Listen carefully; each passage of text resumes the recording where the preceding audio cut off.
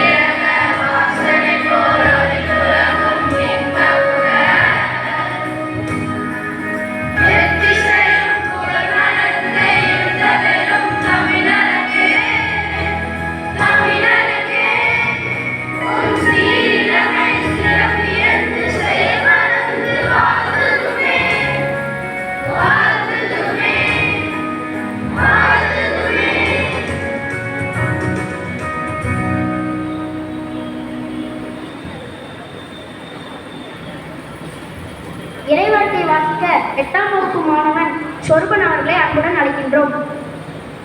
யோவான் எழுதிய நற்செய்தி அதிகாரம் 15 இறைவசனங்கள் 1-5 முடிய. உண்மையான திராட்சை செடி நானே, என் தந்தையே அதை நட்டு வளர்ப்பவர். என்னிடமுள்ள கனி கொடாத கொடிகள் அனைத்தையும் அவர் கழித்து விடுவார். கனி தரும் அனைத்து கொடிகளையும் மிகுந்த கனி தருமாறு கழித்து விடுவார். நான் சொன்ன வார்த்தைகள்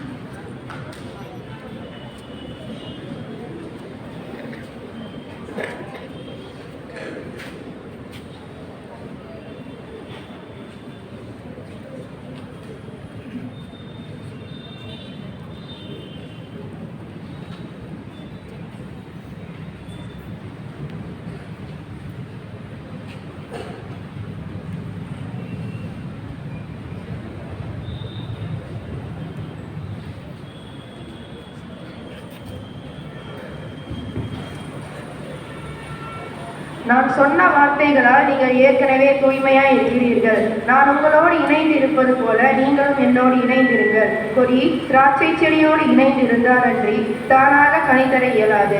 அதுபோல நீங்களும் என்னோடு இணைந்திருந்தால் அன்றி கனிதர இயலாது. நானே திராட்சை செடி, நீங்கள் அதன் கொடிகள். ஒருவர் என்னுடனும் நான் அவருடனும் இணைந்திருந்தால் அவர் மிகுந்த கனி தருவார். இது கிறிஸ்துவின் நற்செய்தி. கிறிஸ்துவே உமக்கு புகழ். போற்றும் முதற் பொருளை முத்தமிழில் பாட வருகிறவர்கள் எம்பட்டி பாட.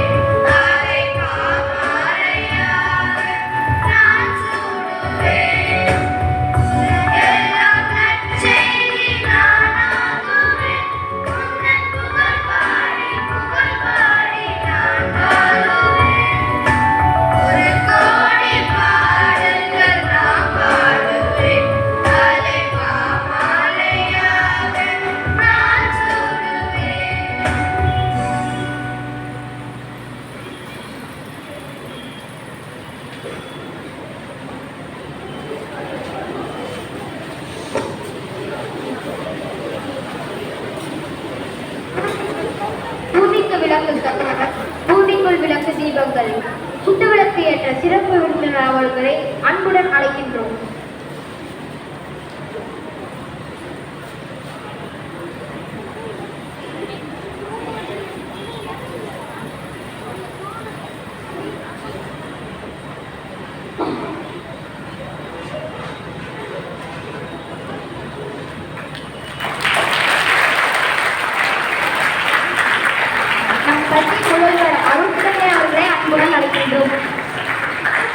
தமிழரசர் மரிய பிரேமா அவர்களை அன்புடன் அழைக்கின்றோம்.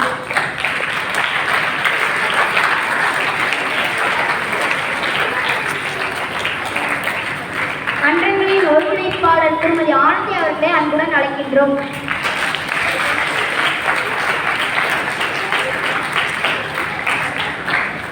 வளநாள் இலக்கிய மன்ற தலைவர் செல்வன் அக்ஷத் கார்த்திக் அவர்களை அன்புடன் அழைக்கின்றோம்.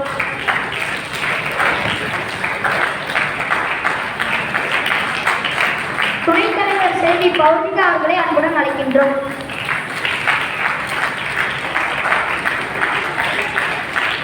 ஆறாம் வகுப்பு மாணவன் செல்வன் சுதீப் அவர்களை அன்புடன் அழைக்கின்றோம்.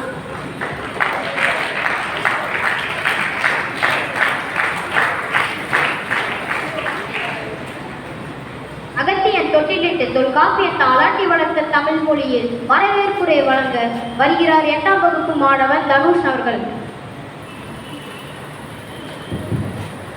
ஆதியில் தோன்றிய மொழி முச்சங்கம் வளர்த்த மொழி தேனினும் இனிய மொழி செம்மொழி என்னும் மகுடம் சூரிய அன்னை தமிழை வணங்கி எனது வரவேற்புரைய தொடங்கியேன். அனைவருக்கும் வணக்கம். என் பெயர் தனுஷ். நான் 8ஆம் வகுப்பு இ பிரிவு படிக்கும் மாணவன். அன்பின் உருவம் அறிவின் ஊற்று, பண்பின் சிகரம், எளிமையின் வடிவம் என்ற வரிகளுக்கு சொந்தக்காரராய் இந்நிகழ்ச்சியை தலைமையேற்று நடத்த வருகை புரிந்திருக்கும் சிறப்பு விருந்தினர் அவர்களை நம் பள்ளி சார்பாக வரவேற்கிறோம்.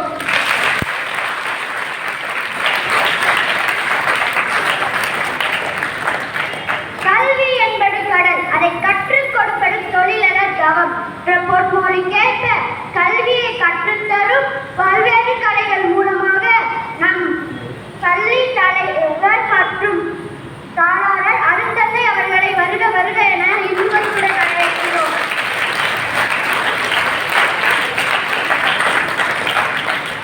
அகரம் சொல்லித் தந்த சீரங்கள் அறியாமை இருளகற்றும் அறிவு சூரியங்களான நம் ஆசிரியர் பெருமக்களை இருக்கரம் கூப்பி வருக வருக என வரவேற்கிறோம்.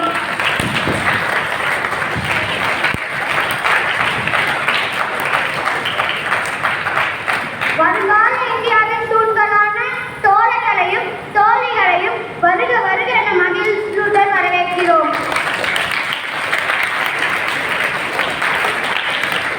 இவ்விழாவுக்கு வருகை புரிந்துள்ள அனைவரையும் இருக்கரம் கூப்பி வருக வருக என வரவேற்று வாட்டிற்கு நன்றி தெரிவித்து விடைபெறுகிறேன். நன்றி, வணக்கம். வரவேற்புரை வழங்கிய தனுஷ் அவர்களுக்கு எம் நன்றிகள்.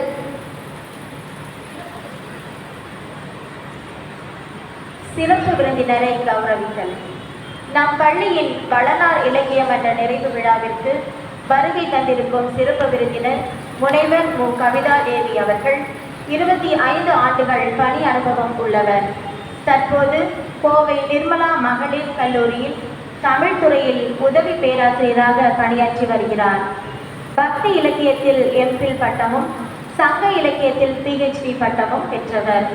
முனைவர் அவர்களிடம் 16 மாணவர்கள் எம்பில் பட்டமும் 2 மாணவர்கள் PhD பட்டமும் பெற்றுள்ளனர்.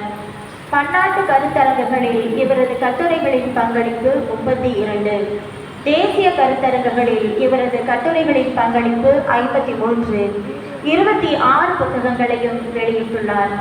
இவரது சிறப்பு தகுதிகளாக மேடை பேச்சு, சமய சொற்பொழிவு, பட்டிமன்ற பேச்சாளர், இலக்கிய பேச்சாளர், நிகழ்ச்சி தொகுப்பாளர், பல்வேறு பள்ளி கல்லூரிகளில் இலக்கிய மன்ற கூட்டங்களில் சிறப்பு பேச்சாளர், நாடக பயிற்சி அளித்தல், மேடை பேச்சுக்கு மாணவிகளை தயார் செய்தல், கோவை FMஇல் சார்ட்டர் சிந்தனை சிறப்பு நிகழ்ச்சிகளை வழங்கியது, ஆசிரியர் தினம் மற்றும் காந்தி ஜெயந்தி சிறப்பு நிகழ்ச்சிகளில் கவியரங்கத்தில் கவிதைகள் படைத்தல், 50க்கும் மேற்பட்ட பொதுக்கூட்டங்களில் பேச்சாளராக பங்கேற்றல் ஆகிய சிறப்பு தகுதிகளை பெற்றுள்ளார். இன்டர்நேஷனல் ஸ்டாண்டர்ட் சீரியல் நம்பர் எனப்படும் சர்வதேச தரநிலை வரிசை எண்ணில் 7 கட்டுரைகள் வெளியிடப்பட்டுள்ளது. இன்டர்நேஷனல் ஸ்டாண்டர்ட் புக் நம்பர் எனப்படும் சர்வதேச தரநிலை புத்தக எண்ணில் 85 கட்டுரைகள் வெளியிடப்பட்டுள்ளது. சிறந்த கவிதை படைப்பிற்கான இளம் கவிமுரசு மற்றும் கொல்கத்தா தமிழ்ச்சங்கம் நடத்திய பன்னாட்டு கருத்தரங்கில் சிறந்த ஆய்வு கட்டுரைக்கான பாரதி செல்வர் விருது ஆகிய விருதுகளை பெற்றுள்ளார்.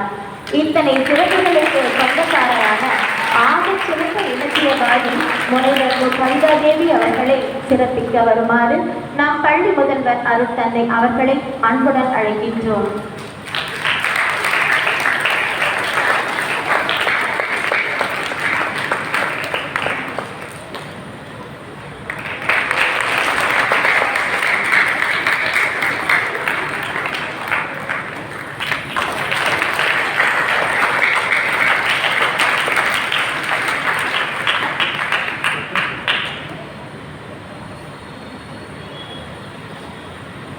அன்னை தமிழை போற்றி பாடி வரவேற்பு நடனம் ஆட வருகிறார்கள் 8ஆம் வகுப்பு மாணவியர்.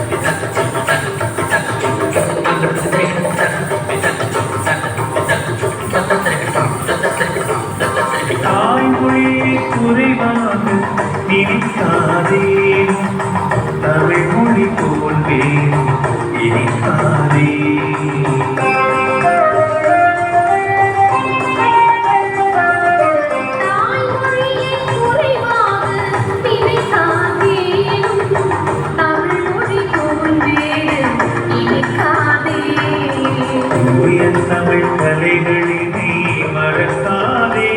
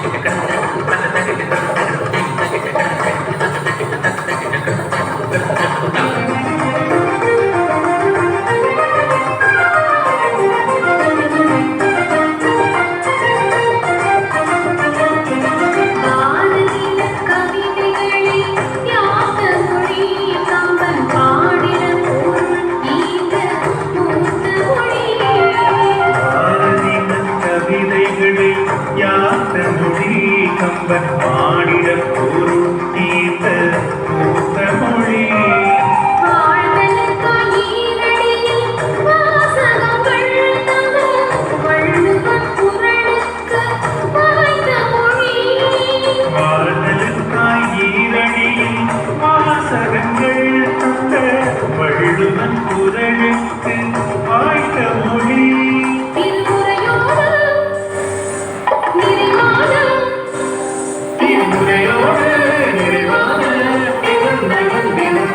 மொழியின் தாய்மொழியை குறைவாக நினைக்காதே தமிழ் மொழி தூய தமிழ் கலைகளினை மறக்காதே உண்மையினை அறிந்து வியக்காதே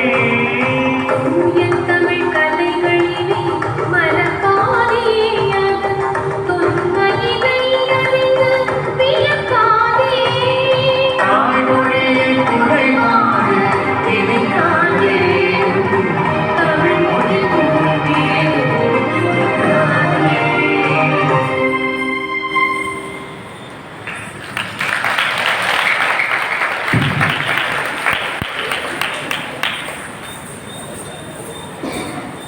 அருமையாக நடனமாடிய நடனக்குழுவினருக்கு எம் நன்றிகள். வளனார் இலக்கிய மன்றத்தின் இந்த ஆண்டின் நிகழ்வுகளை தொகுத்த ஆண்டறிக்கை வழங்க திருமதி ஜான்சி அவர்கள் வருகிறார்.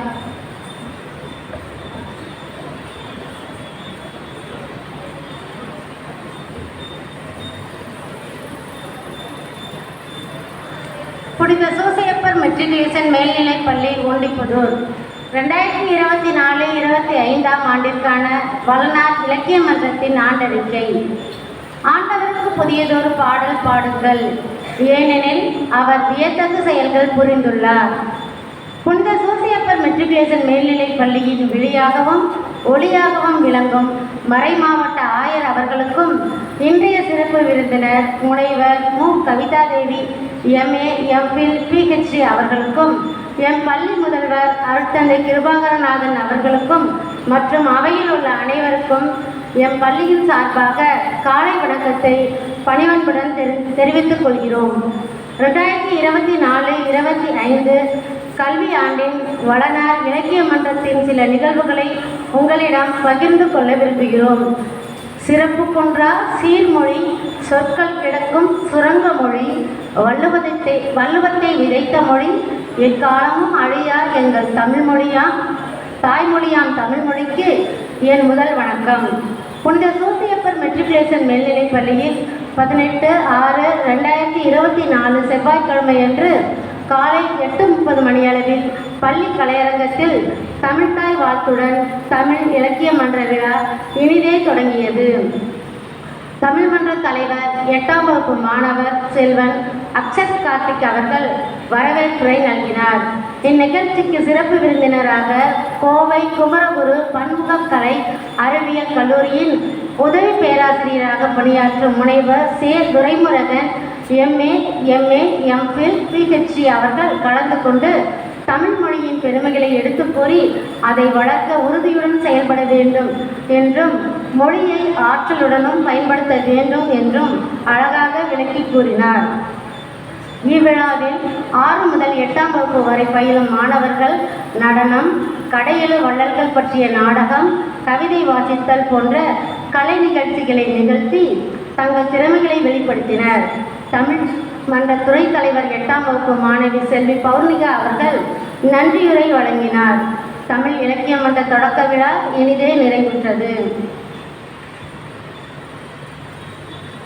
28/6/2024 அன்று தமிழ் இலக்கிய மன்ற நிகழ்வுகள் 8ஆம் வகுப்பு மாணவர்களால் தொகுத்து வழங்கப்பட்டது.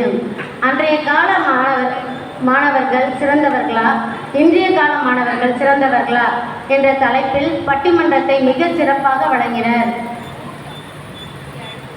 கல்வியே அழியா செல்வம் போன்ற சிறப்புரைகளை மிக அருமையாக நிகழ்த்தி காட்டினர். 23/8/2024 அன்று தமிழ் இலக்கிய மன்ற நிகழ்வுகளை 7ஆம் வகுப்பு மாணவர்கள் நாட்டுப்பற்றை மாணவர்களிடத்தில் விதைக்கும் வகையில் வ.உ. சிதம்பரனார் அவர்களின் வாழ்க்கை வரலாற்றை நாடகமாக நடித்து காட்டினர்.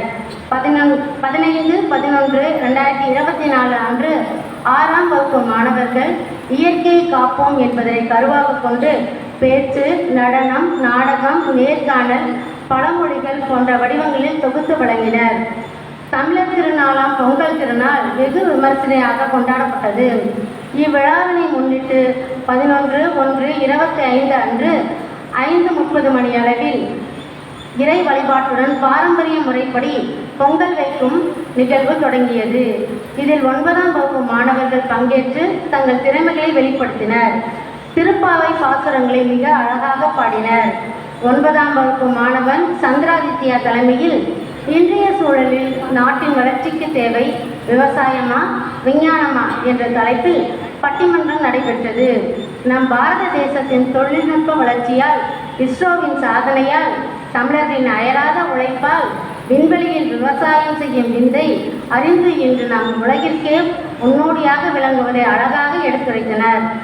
9ஆம் வகுப்பு மாணவியர் புத்தாடை உடுத்தி புதுப்பானையில் புத்தரிசி இட்டு பொங்கலிட்டு கதிரவனையும் இயற்கையையும் வணங்கியும் பசுவையும் கன்றையும் வணங்கி அவற்றிற்கு பொங்கல் படைத்து சிறப்பு செய்தும் மாட்டுப் பொங்கலாய் கொண்டாடியும் விருந்தே புதுமை விருந்து போற்றுதும் என சிறு பெண்கள் சிங்காரமாய் உடை உடுத்தி வாழை இலையில் விருந்து படைத்தும் காணும் பொங்கலை கண்முன்னே கொண்டு வந்தனர். மழலையர் வகுப்பு பிரிவினரின் பாட்டிகள் கலந்து கொண்டு கும்மி நடனம் ஆடி மாணவர்களை மகிழ்வித்தனர். நாங்கள் பயிலும் பொழுது கிடைக்காத வாய்ப்பு, எங்கள் குழந்தைகள் படிக்கும்போது கிடைக்காத வாய்ப்பு முதல்வர் அருட்தந்தை அவர்களால் எங்கள் பேர குழந்தைகள் மூலம் கிடைக்கப் பெற்றோம் என கூறி தமது பாராட்டுக்களையும் வாழ்த்துக்களையும் தெரிவித்து மகிழ்ந்தனர். தொடர் நிகழ்வாக 1 முதல் 5ஆம் வகுப்பு மாணவர்கள் ஆடல் பாடல் நிகழ்ச்சிகளை மேடையில் அரங்கேற்றியும் 6 முதல் 8ஆம் வகுப்பு மாணவர்கள் சிலம்பம் சுற்றியும் ஒயிலாட்டம் தப்பாட்டம் போன்ற பாரம்பரிய கலை நிகழ்ச்சிகளை நிகழ்த்தியும் 9ஆம் வகுப்பு மாணவர்கள் வண்ண வண்ண கோலங்கள் வரைந்தும் 10, 11, 12ஆம் வகுப்பு மாணவர்கள் கயிறு இழுத்தல், பட்டம் விடுதல், சாக்கோட்ட போட்டி, நண்டு ஓட்ட போட்டி, 3 கால் ஓட்ட போட்டி என பல்வேறு வகையான விளையாட்டு போட்டிகளில் பங்கேற்றும் ஆசிரியர்கள் உரியடித்தும் பொங்கல் விழாவை கோலாகலமாக கொண்டாடினார்கள். நிறைவாக மாணவர்களும் ஆசிரியர்களுக்கும் மற்றும் அனைத்து ஊழியர்களுக்கும் சர்க்கரை பொங்கல் வழங்கப்பட்டு விழா இனிதே நிறைவுற்றது. எம் இலக்கிய மன்றம் சார்பாக மழலையர் வகுப்புகளுக்கு திருக்குறள் ஒப்புவித்தல், கதை சொல்லுதல் போன்ற போட்டிகள் நடத்தப்பட்டன. 1 முதல் 3ஆம் வகுப்பு வரை பயிலும் மாணவர்களுக்கு புதன்கிழமை தோறும் மற்றும் 4 மற்றும் 5ஆம் வகுப்பு மாணவர்களுக்கு வியாழக்கிழமை தோறும் போட்டிகள் நடத்தப்பட்டு வருகிறது. திருக்குறள் ஒப்புவித்தல், கதை சொல்லுதல், செய்யுட்கள் ஒப்புவித்தல் போன்ற பல வகையான போட்டிகள் நடத்தப்பட்டு வருகிறது. காமராஜர் பிறந்த நாளான கல்வி வளர்ச்சி நாளை முன்னிட்டு பேச்சு போட்டி, கட்டுரை போட்டி மற்றும் கவிதை எழுதுதல் போட்டி போன்ற பல போட்டிகள் நடத்தப்பட்டன. தமிழாசிரியர்கள் காமராஜர் அவர்களின் வாழ்க்கை வரலாற்றை பாடலாக பாடி மகிழ்வித்தனர். 11/12/2024 அன்று மகாகவி பாரதியின் பிறந்த நாளை அவரது வாழ்க்கை வரலாறை குறித்த செய்திகளை சொற்பொழிவாற்றியும் கவிதைகள் பாடியும் அவரது ஆத்திச்சுடி போன்ற நீதி நெறிகளை கூறியும் அவரது அடியொற்றி தமிழ் வளர்ப்போம் என மாணவர்கள் சூளுரைத்தனர். எந்த ஒரு சவாலையும் ஏற்று வாழ்வை தன்னம்பிக்கையுடன் எதிர்கொள்ள உதவும் எக்ஸ்பிரஸ் என்ற நிகழ்வில் மாணவர்களின் தனித்துவத்தை மேம்படுத்தவும் திறமைகளை வெளிப்படுத்தவும் 1 நிமிட பேச்சு மற்றும் படைப்பாக்கத்திறன் கொண்ட பல வகையான போட்டிகள் நடத்தப்பட்டன. எம் பள்ளி 6ஆம் வகுப்பு மாணவர்கள் தமிழ்நாட்டின் காந்தி என்ற பாடம் தொடர்பாக போத்தனூரில் உள்ள காந்தி அருங்காட்சியகத்திற்கு களப்பயணம் சென்று வந்தனர். 90 ஆண்டுகளுக்கு முன்பு நம் தேசத்தந்தை நடந்து சென்ற அதே நாளில் பிப்ரவரி 7 அதே பாதையில் நம் மாணவர்களும் நடந்து சென்று நாட்டை முன்னேற்ற அறவழியை பின்பற்றுவோம் என உறுதி பூண்டனர். பேசும் ஓவியங்கள் பாடம் தொடர்பாக 7ஆம் வகுப்பு மாணவர்கள் 30/1/2025 வியாழக்கிழமை அன்று அவிநாசி சாலையில் உள்ள கஸ்தூரி ஸ்ரீனிவாசன் கலைக்கூடத்திற்கு அழைத்து செல்லப்பட்டனர். பாடப்பகுதி தொடர்பான சந்தேகங்களுக்கு விளக்கம் கேட்டு தெளிவடைந்தனர். மனித வாழ்வு இயற்கையோடு இயந்தது.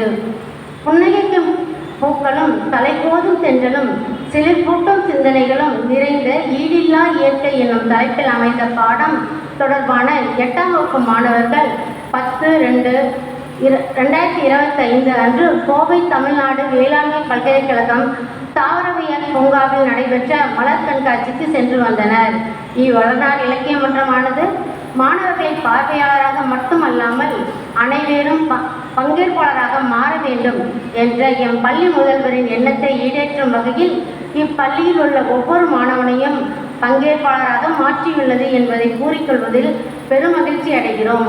வாழ்க தமிழ், வளர்க எம் தாய் திருநாடு. நன்றி, வணக்கம்.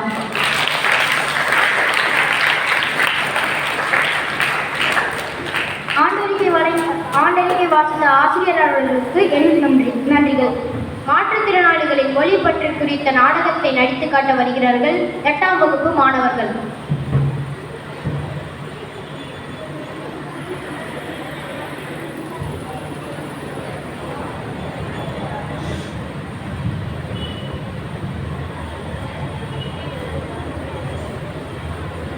புலவரே, நேராகல் நாடகம். புலவரே,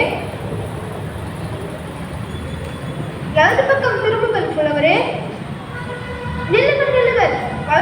திரும்புங்கள். புலவரே,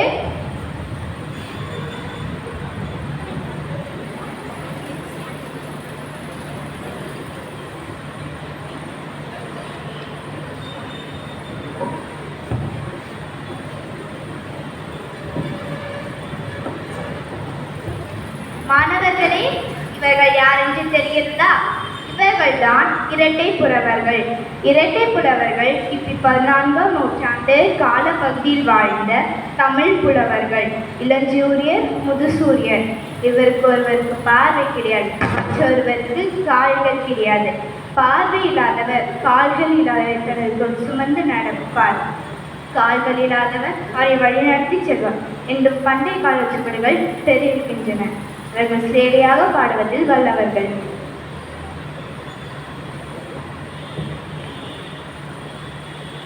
ஏன் புலவரே நோட்டி நடக்கிறீர்கள்?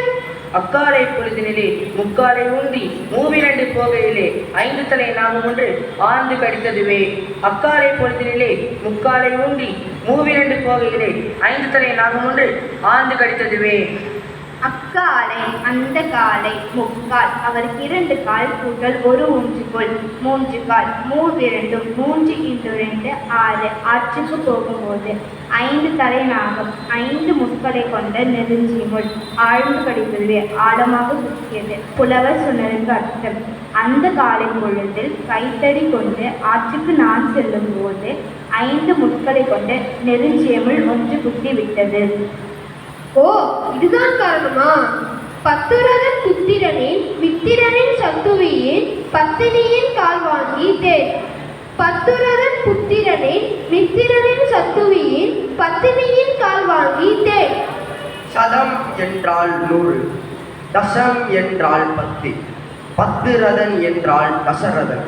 தசரதனின் புத்திரன் ராமன், ராமனின் மித்திரன் சுக்ரீவன், சுக்ரீவனின் சத்ரு வாலி, வாலியின் பத்தினி தாரை, தாரையின் காலை வாங்கிவிட்டால் தரை. புலவர் தன் காலை தரையில் தேய்த்தார், முட்கள் உதிர்ந்து வீழ்ந்தன. நன்றி. அனைவருக்கும் நன்றி.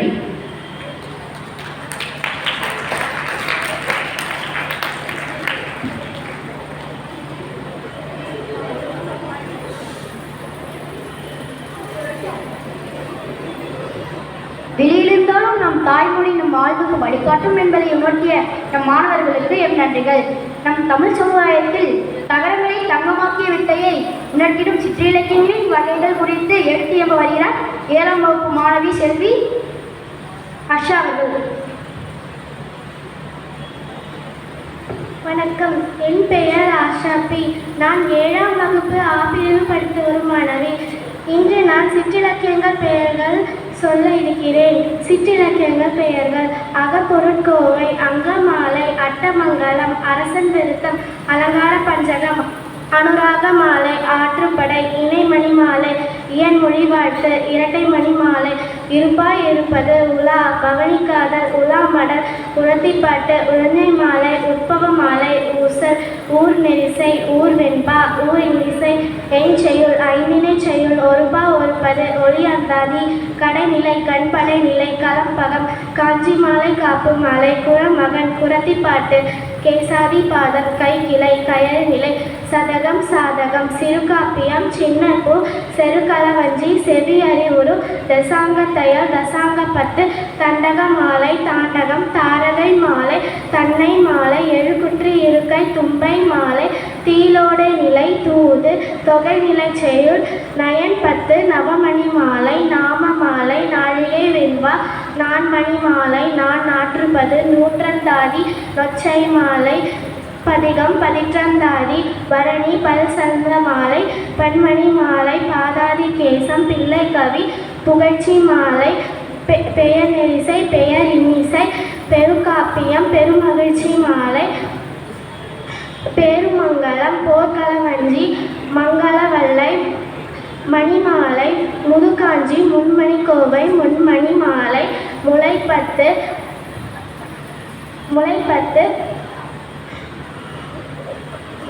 பன்மணி மாலை பாதாதி கேசம் வெண்ணில் மாலை. நன்றி.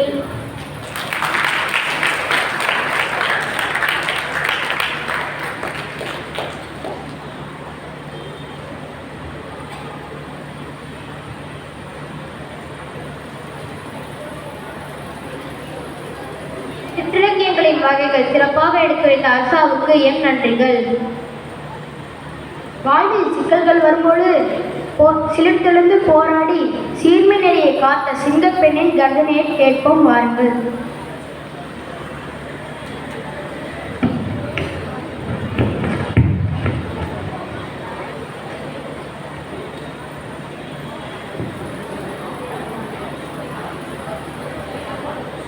அனைவருக்கும் வணக்கம். பொழுதீட்டுவதற்காக மதுரை நகருக்கு கண்ணகியுடன் வருகிறான் கோவலன். அங்கு அவன் செய்த குற்றத்திற்காக மரண தண்டனை பெறுகிறான். ஆராயாமல் தீர்ப்பளித்ததாக அரசன் மீது குற்றம் சாட்டும் கண்ணகி தன் சிலம்பை கொண்டு தன் கணவன் கல்வன் அல்லன் என்பதை உணர்த்துகிறார். அரசருக்கும் கண்ணகிக்கும் நடக்கும் உரையாடலை இங்கு நாடகமாக பார்க்கலாம்.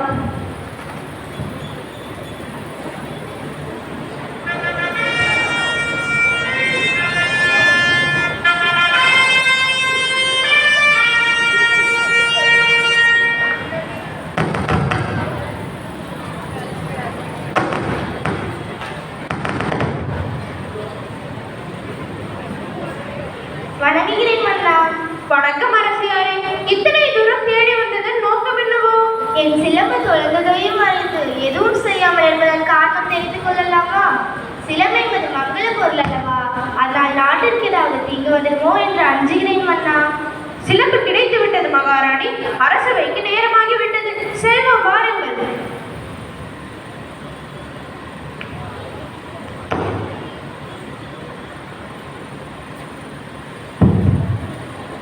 வாயிலோய வாயிலோய அறிவரை போக்கிய பொறியொரு நெஞ்சத்து இறைமுறை பிழைத்தோன் வாயிலோய இணையறி சிலம்போன்றேந்திய கையில் கணவரை இழந்தால் கடையகத்தால் என்று அறிவிப்பாயே. வாளி எம் கொற்கை வேந்தே வாளி தென்னம் பொறுப்பின் தலைவ வாளி செழிய வாளி தென்னவ வாளி வழியோடு படரா பஞ்சவ வாளி. அரசே அரசே, நம் அரண்மனை வாயிலை முன் அழுத கண்களோடும் தலைவிரி கோலத்தோடும் ஒரு பெண் வந்து நிற்கிறார். அப்படியா? அந்த பெண்ணிற்கு என்ன துயரமோ கேட்டாயா? கேட்டேன் மன்னவா. அதை பற்றி உங்களிடம்தான் கூற வேண்டும் என்று சொல்கிறாள். அவள் நீதி கேட்டு வந்திருப்பதாக கூறினாள். நீதி கேட்டு வந்திருக்கிறாளா? சரி சரி, அந்த பெண்ணை உள்ளே அனுப்பு. சரி மன்னவா. ஆன்றோர்களும் சான்றோர்களும் நிறைந்திருக்கும் அவையில் நடுநாயகமாய் மன்னர் வீற்றிருக்க அரசவைக்குள் நுழைகிறார் கண்ணகி. இளங்கொடி போன்ற பெண்ணே, அழுத கண்களுடன் நம்மை காண வந்ததன் காரணம் என்ன? நீ யார்? உனக்கு என்ன வேண்டும்? ஆராயாத நீதி வழங்கிய மன்னனே, என்னையே யார் என்று கேட்கிறாய்? சொல்கிறேன் கேள். உலகம் வியக்கும் வண்ணம் ஒரு புறாவிற்காக தன் உடலையை தந்த சிபி மன்னரை பற்றி நீ அறிவாயா? பார் போற்றும் பசுவை மக்கள் தெய்வம் என வணங்க அதன் கன்றை தேர்காலில் இட்டுக் கொண்டு தன் மகனையும் அதே தேர்காலில் இட்டுக் கொண்டானே மனுநதி சோழன், அவனை பற்றியும் நீ அறிவாயா? பெண்ணே, நான் கேட்ட வினாவுக்கு இன்னும் நீ விடை கூறவில்லை. அதை விட்டு நீ வேறு எதையோ கூறிக்கொண்டிருக்கிறாய். இழப்பின் அருமை தெரியாத மன்னரே, என்னிலே அறியாமல் நானே இப்படி பேசுகிறாய். பண்பூரிய பெருமை மிக்க சோழ மன்னர்கள் வாழ்ந்த புகார் நகரமே எமது ஊர். அவ்வூரில் பரீலா சிறுமணியுடைய மாசாத்துவன் மகனாகிய கோவலன் என்பவனின் மனைவி நான். ஓ, இப்போது புரிகிறது. அந்த கோவலனின் மனைவியா நீ? போதும் அண்ணா, என் கணவனை இகழ்வதற்கு உனக்கு என்ன தகுதி இருக்கிறது? ஊழ்வினை பயனால் ஊருக்கு வந்து என் கால் சிலம்பை விற்க வந்த என் கணவனை அநியாயமாக கொன்றுவிட்டாயே, நீ செய்தது தப்புமா? பெண்ணே, போதும் நிறுத்து. கைவனை கொள்வது கொடுங்கோல் என்று அது ஏற்புடையது, அது அறநெறியும் ஆகும். இதை அனைவருமே அறிவார்களே, உனக்கு தெரியாதா என்ன? அறநெறி தவறிய மன்னரே, தவறிழைத்தவர்களை தண்டித்தல் தகுதியுடைய மன்னனுக்கு உரியது என்பதை நானும் அறிவேன். ஆனால் நீ கூறுவது போல் என் கணவன் கள்ளன் அல்லன். அவனிடம் இருந்த சிலம்பும் அரசிற்குரிய சிலம்பன்று. இதோ அதனிலே சிலம்பு என்னிடம் உள்ளது. என் கால் சிலம்பின் பரல் மாணிக்க கற்களால் ஆனதாகும். பெண்ணே, நீ சொல்வது உண்மையானா? உண்மையாயின் அரசியலுக்குரிய சிலம்பென்பது முத்துக்களால் ஆனது. ஆண்டோர் நிறைந்த இந்த வயதினிலே அனைவருக்கும் உண்மையை உணர்த்துகிறேன். யார் எங்கே? நீதி தவறாதவன் என்று உன்னை கூறிக்கொள்ளும் மன்னனே, ஒரு தவறும் செய்யாத என் கணவனை கொன்றது அறநெறி என்று இதோ மெய்ப்பிக்கிறேன். இங்கே பார்.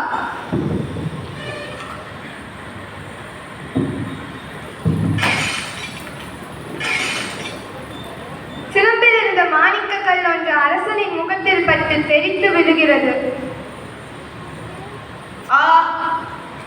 தவறிழைத்து விட்டேனே, பிறர் சொல் கேட்டு பெரும் பிழை செய்தேனே. யானோ அரசன், யானே கல்வன். இதுவரை என் குலத்தில் எவரும் செய்யாத பழிச்சொல்லுக்கு ஆளாகி விட்டேனே. இனிமேலும் நான் உயிரோடு இருந்தல் தகுமா? இனி எனக்கு வெட்கொன்று குடையதற்கு செங்கோல் தான் எனக்கு. என் வாழ்நாள் இன்றோடு முடிவதா? அரசே, அரசே, தங்களுக்கு என்னவாயிற்று? கணவனை இழந்தவருக்கு காட்டுவதை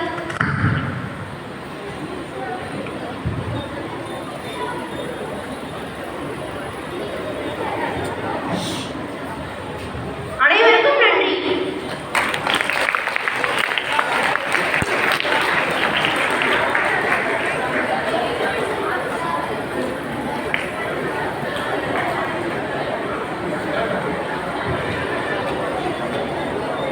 நீதியை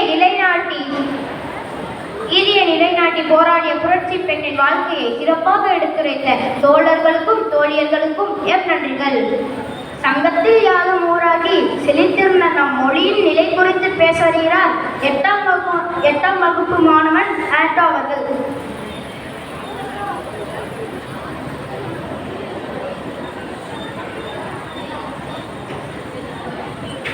மாண்புமிகு தலைமை ஆசிரியர் அவர்களுக்கும், இவ்விழாவினை சிறப்பிக்க வந்த சிறப்பு விருந்தினர் அவர்களுக்கும், அனைத்து ஆசிரியர்களுக்கும், எனது அன்பு தோழர்களுக்கும் எனது இனிய காலை வணக்கத்தை தெரிவித்துக் கொண்டு ஊரையை நான் தொடங்குகின்றேன். தமிழ் மொழி எப்போதும் நிலைத்து நிற்கும். அது வெறும் ஒரு மொழி அல்ல. நம் அடையாளம், நம் பண்பாடு, நம் பெருமை. காலம் கடந்தாலும் அதன் மகிமை குறையாது. தமிழ் உலகின் தொன்மையான மொழிகள் ஒன்றாக மட்டுமல்ல, காலத்தால் அழியாத அறிவுக்கும் உணர்வுக்கும் வாசல் காட்டும் மொழியாக திகழ்கிறது. 2000 ஆண்டுகளுக்கு முன்பே நமது முன்னோர் இலக்கியங்கள் மூலம் நமது நாகரிகத்தையும் அறிவையும் உலகத்திற்கு தெரிவித்துள்ளனர். யாதும் ஊரே யாவரும் கேளீர் என்ற கணில் பூங்குன்றனாரின் வரிகள் தமிழ் மொழியின் பெருமையை உலகறிய செய்தன. தமிழ் மொழி எங்கு சென்றாலும் அதன் செழிப்பினை இழக்காமல் நம்முடன் பயணிக்கிறது. தமிழர்கள் தங்கள் மொழியை உயிரென கருதி அதனை காப்பாற்றி வளர்த்து கொண்டே இருக்கிறார்கள். இன்று உலகத்தின் பல இடங்களில் தமிழ் மொழிக்கு நம் பள்ளிகள், அமைப்புகள், ஆராய்ச்சிகள் நடைபெறுகின்றன. இது தமிழ் மொழியின் வலிமையை காட்டுகிறது. தமிழோடு எங்கள் உயிரோடு என்பது வார்த்தைகள் அல்ல, உணர்வின் வெளிப்பாடு. தமிழை ஒழிக்க யாராலும் முடியாது. ஏனெனில் அது மக்களின் இதயத்திலும் சிந்தனையிலும் வாழ்கிறது. உலக அளவில் சங்க காலத்திலேயே சிற்றிலக்கியங்கள், பேரிலக்கியங்கள், இதிகாசங்கள், புராணங்கள் என பல்வேறு வடிவங்களில் தமிழ் மக்களுக்கு நாகரிக வாழ்க்கையை கூறும் நீண்ட சத்திரத்தை உடைய ஒரே மொழி நம் தாய்மொழியான தமிழ் மொழி. மாற்றுத்திறனாளிகள் ஆயினும் மனம் பாடி சோர்வுறாது கவிதை பாடி களிப்புற்று வாழ செய்த மொழி நம் தாய்மொழியாம் தமிழ் மொழி. 2000 ஆண்டுகளுக்கு முன்பே ஒரு நாட்டை காக்கும் மன்னனை எதிர்த்து ஒரு பெண் சொற்போர் செய்து நீதியை நிலைநாட்ட செய்த வன்மொழி எம் தாய்மொழியாம் தமிழ் மொழி. தமிழ் மக்களின் உறுதியும் ஒற்றுமையும் முயற்சியும் இந்த மொழியை அறியாமல் வைத்துள்ளது. வெள்ளத்தமிழ் இனிச்சாகும் என்ற தீர்க்கதரிசி பாரதியின் கூற்றுகளை பொய்யாக்கி நிலவு தாளில் தமிழ் மொழி வாழ்க என பொறிக்கப்பட்டு எம் தாய்மொழியாகிய தமிழ் மொழி என்றென்றும் எப்போதும் நிலைத்து நிற்கும். மொழி வளர்த்தேன், உயிர் வளர்த்தேன் என்று கூறி விடைபெறுகிறேன். நன்றி, வணக்கம்.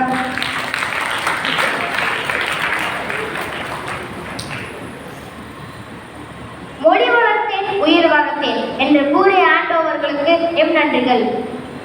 சிந்திக்க நேரமில்லை, செயல்படவும் துணிவில்லை. சிறகாய் பறந்து கொண்டிருக்கும் இந்த காலத்தில் சில நேரம் ஒதுக்கி நமது அழைப்பை ஏற்று பரந்த ஊக்கமும் ஆக்கமும் அளிக்க பரந்த மனம் கொண்டு வந்திருக்கும் நமது சிறப்பு விருந்தினர் அவர்களை சிறப்புரையாற்ற அன்புடன் அழைக்கின்றோம்.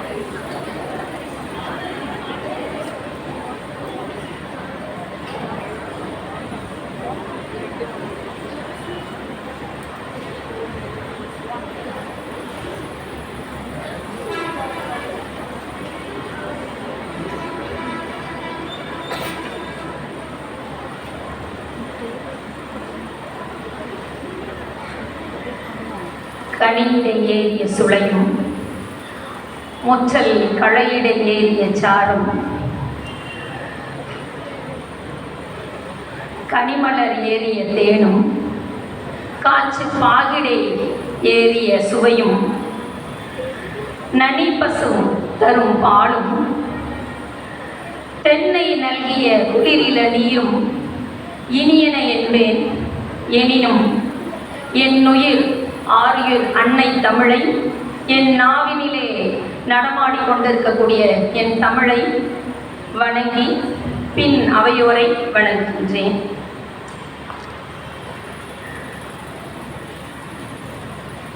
ஆதியும் அந்தமும் இல்லாத பரமனை எங்கும் வியாபித்திருக்கக்கூடிய இறை ஆற்றலை வணங்குகின்றேன். ஒண்டிப்புது புனித சூசையப்பர் மெட்ரிகுலேஷன் மேல்நிலை பள்ளியினுடைய தாளாளர் முதல்வர் கிருபாகர நாதன் ஃபாதர் அருட்தந்தை அவர்கள் மிக சிறப்பாக உங்களுக்கு ஒரு தமிழ் இலக்கிய மன்ற நிகழ்வினை நிகழ்த்து கொண்டிருக்கின்றார். தமிழ் என்றும் வாழும் என்பதற்கு இது ஒரு சான்றாய் விளங்கி கொண்டிருக்கக்கூடிய நிலையிலே அருட்தந்தை அவர்களின் அருட்பணியினை பாராட்டி அவருக்கு என்னுடைய சிரம் தாழ்ந்த வணக்கத்தினை தெரிவித்துக் கொள்கிறேன். அவங்க ஃபாதர் சொன்னாதான் கைதட்டுவீங்க போல, இன்னுமே அப்போ அப்படியே சொல்லி கைதட்டல் வாங்கிக்கிறேன். அப்படிதானே? நான் பேசினா கைதட்ட மாட்டீங்க தானே? உங்கள் ஃபாதர் சொன்னாதான் சொல்லுங்க.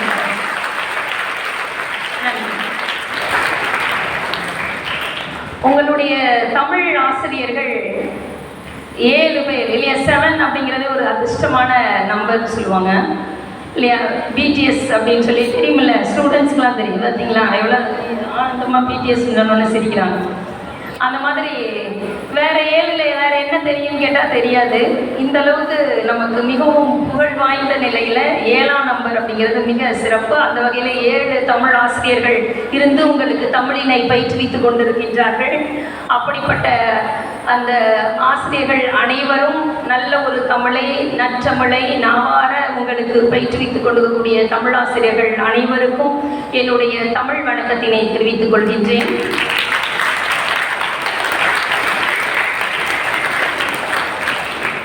இந்த மணி நேரத்திலே இங்கு வந்து இந்த குழந்தைகளுக்கெல்லாம் சிறந்தது ஒரு கருத்தினை எடுத்து கூறுங்கள் என்று சொல்லி எங்களுக்கு அனுமதி அளித்து எங்களை இங்கே அனுப்பிய எங்களுடைய நிர்மலா மகளிர் கல்லூரியினுடைய முதல்வர் நிர்வாகத்தினருக்கும் இந்த நேரத்திலே நான் நன்றி கலந்த வணக்கத்தினை தெரிவித்துக் கொள்கிறேன்.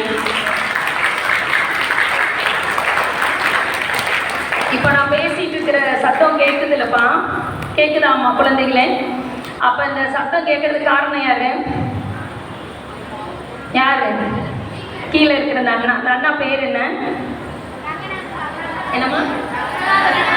கருணாகரன் அண்ணாவுக்கு ஒரு வணக்கம் சொல்லிடலாம்.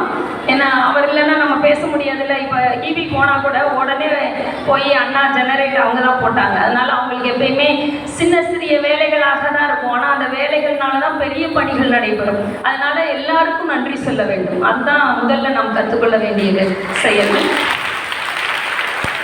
இன்னும் ஒருத்தருக்கு நான் வணக்கம் சொல்லவே இல்லை. நான் இன்று பூக்கள் வாங்கலாம் என்று பூ மார்க்கெட் போனேன். அங்கு பூக்களே இல்லை. என்ன அதிசயம், பூக்களே இல்லையே என்று கேட்டபோது பக்கத்தில் உள்ள நந்தவனத்திற்கு செல்லுங்கள் வாங்கிக் கொள்ளலாம் என்றார்கள். அந்த நந்தவனத்திற்கும் சென்றேன், அங்கும் இல்லை என்றார்கள். அப்புறம்தான் விசாரித்தேன், அந்த பூக்கள் எல்லாம் ஒண்டிப்புதூர் இங்கே சூசையப்பனுடைய மெட்ரிகுலேஷன் பள்ளியில் தான் பூத்திருக்கின்றன என்று.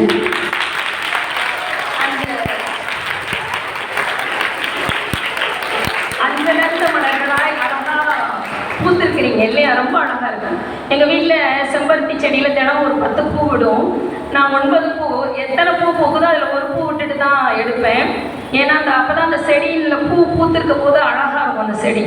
அப்போ அதுபோல் நீங்கள் அப்படியே அஞ்சலர்ந்த மலர்களாக இருக்கின்ற மாணவ கண்மணிகள் அனைவருக்கும் என்னுடைய இனிய வணக்கத்தினை தெரிவித்துக் கொள்கின்றேன்.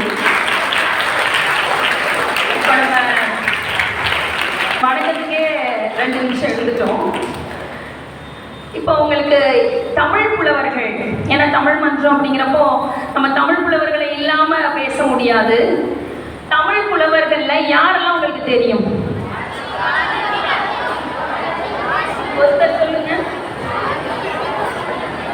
சத்தமா சொல்லுங்கப்பா. ஒருத்தர் என்ன யாரு தெரியும்? இங்க தமிழ் மன்ற மாணவன் வந்து விளக்கெல்லாம் ஏற்றினா, நீ சொல்லுப்பா. பாரதியார் தெரியும். அப்புறம் ஔவையார், ரொம்ப முக்கியமான ஒரு ஆள் மறந்துட்டே. இப்போ குமரியில உட்காந்துருக்காருல்ல, கன்னியாகுமரியில யார் சிலையா இருக்கான்? ஓ, நன்றிம்மா. 3 புலவர்கள் ரொம்ப முக்கியமானவங்களை நம்ம தெரிஞ்சு வச்சிருக்கிறோம் இல்லையா? இப்போ ஸ்கூல்லையோ அல்லது வெளியிலையோ பேச போகிறேன் அப்படின்னா உன்னை பேரை கேட்பாங்க. இப்போ கூட நான் கேட்டேன், உன் பேர் என்னப்பா அப்படின்னு கேட்டேன். இப்போ எங்கே போனாலும் முதல்ல உங்களை நீங்கள் என்ன பண்ணிக்கிறீங்க? அறிமுகப்படுத்துறீங்க. இப்போ என்னை நான் பேச வரும்போது என்னை என்ன பண்ணாங்க? எல்லாரும் அறிமுகப்படுத்துனாங்க இல்லையா? அது ரொம்ப முக்கியம். அப்போ அறிமுகப்படுத்துகிறாங்க.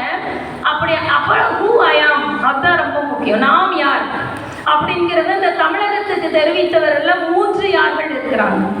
அந்த 3 யார் யாருன்னு தெரியுமா? அவங்க பேர் யாருல முடியும்? யார் யாருன்னு சொல்லுங்க. இப்போ நீங்க ஒருத்தர் சொல்லிட்டீங்க, பாரதியார். அப்புறம்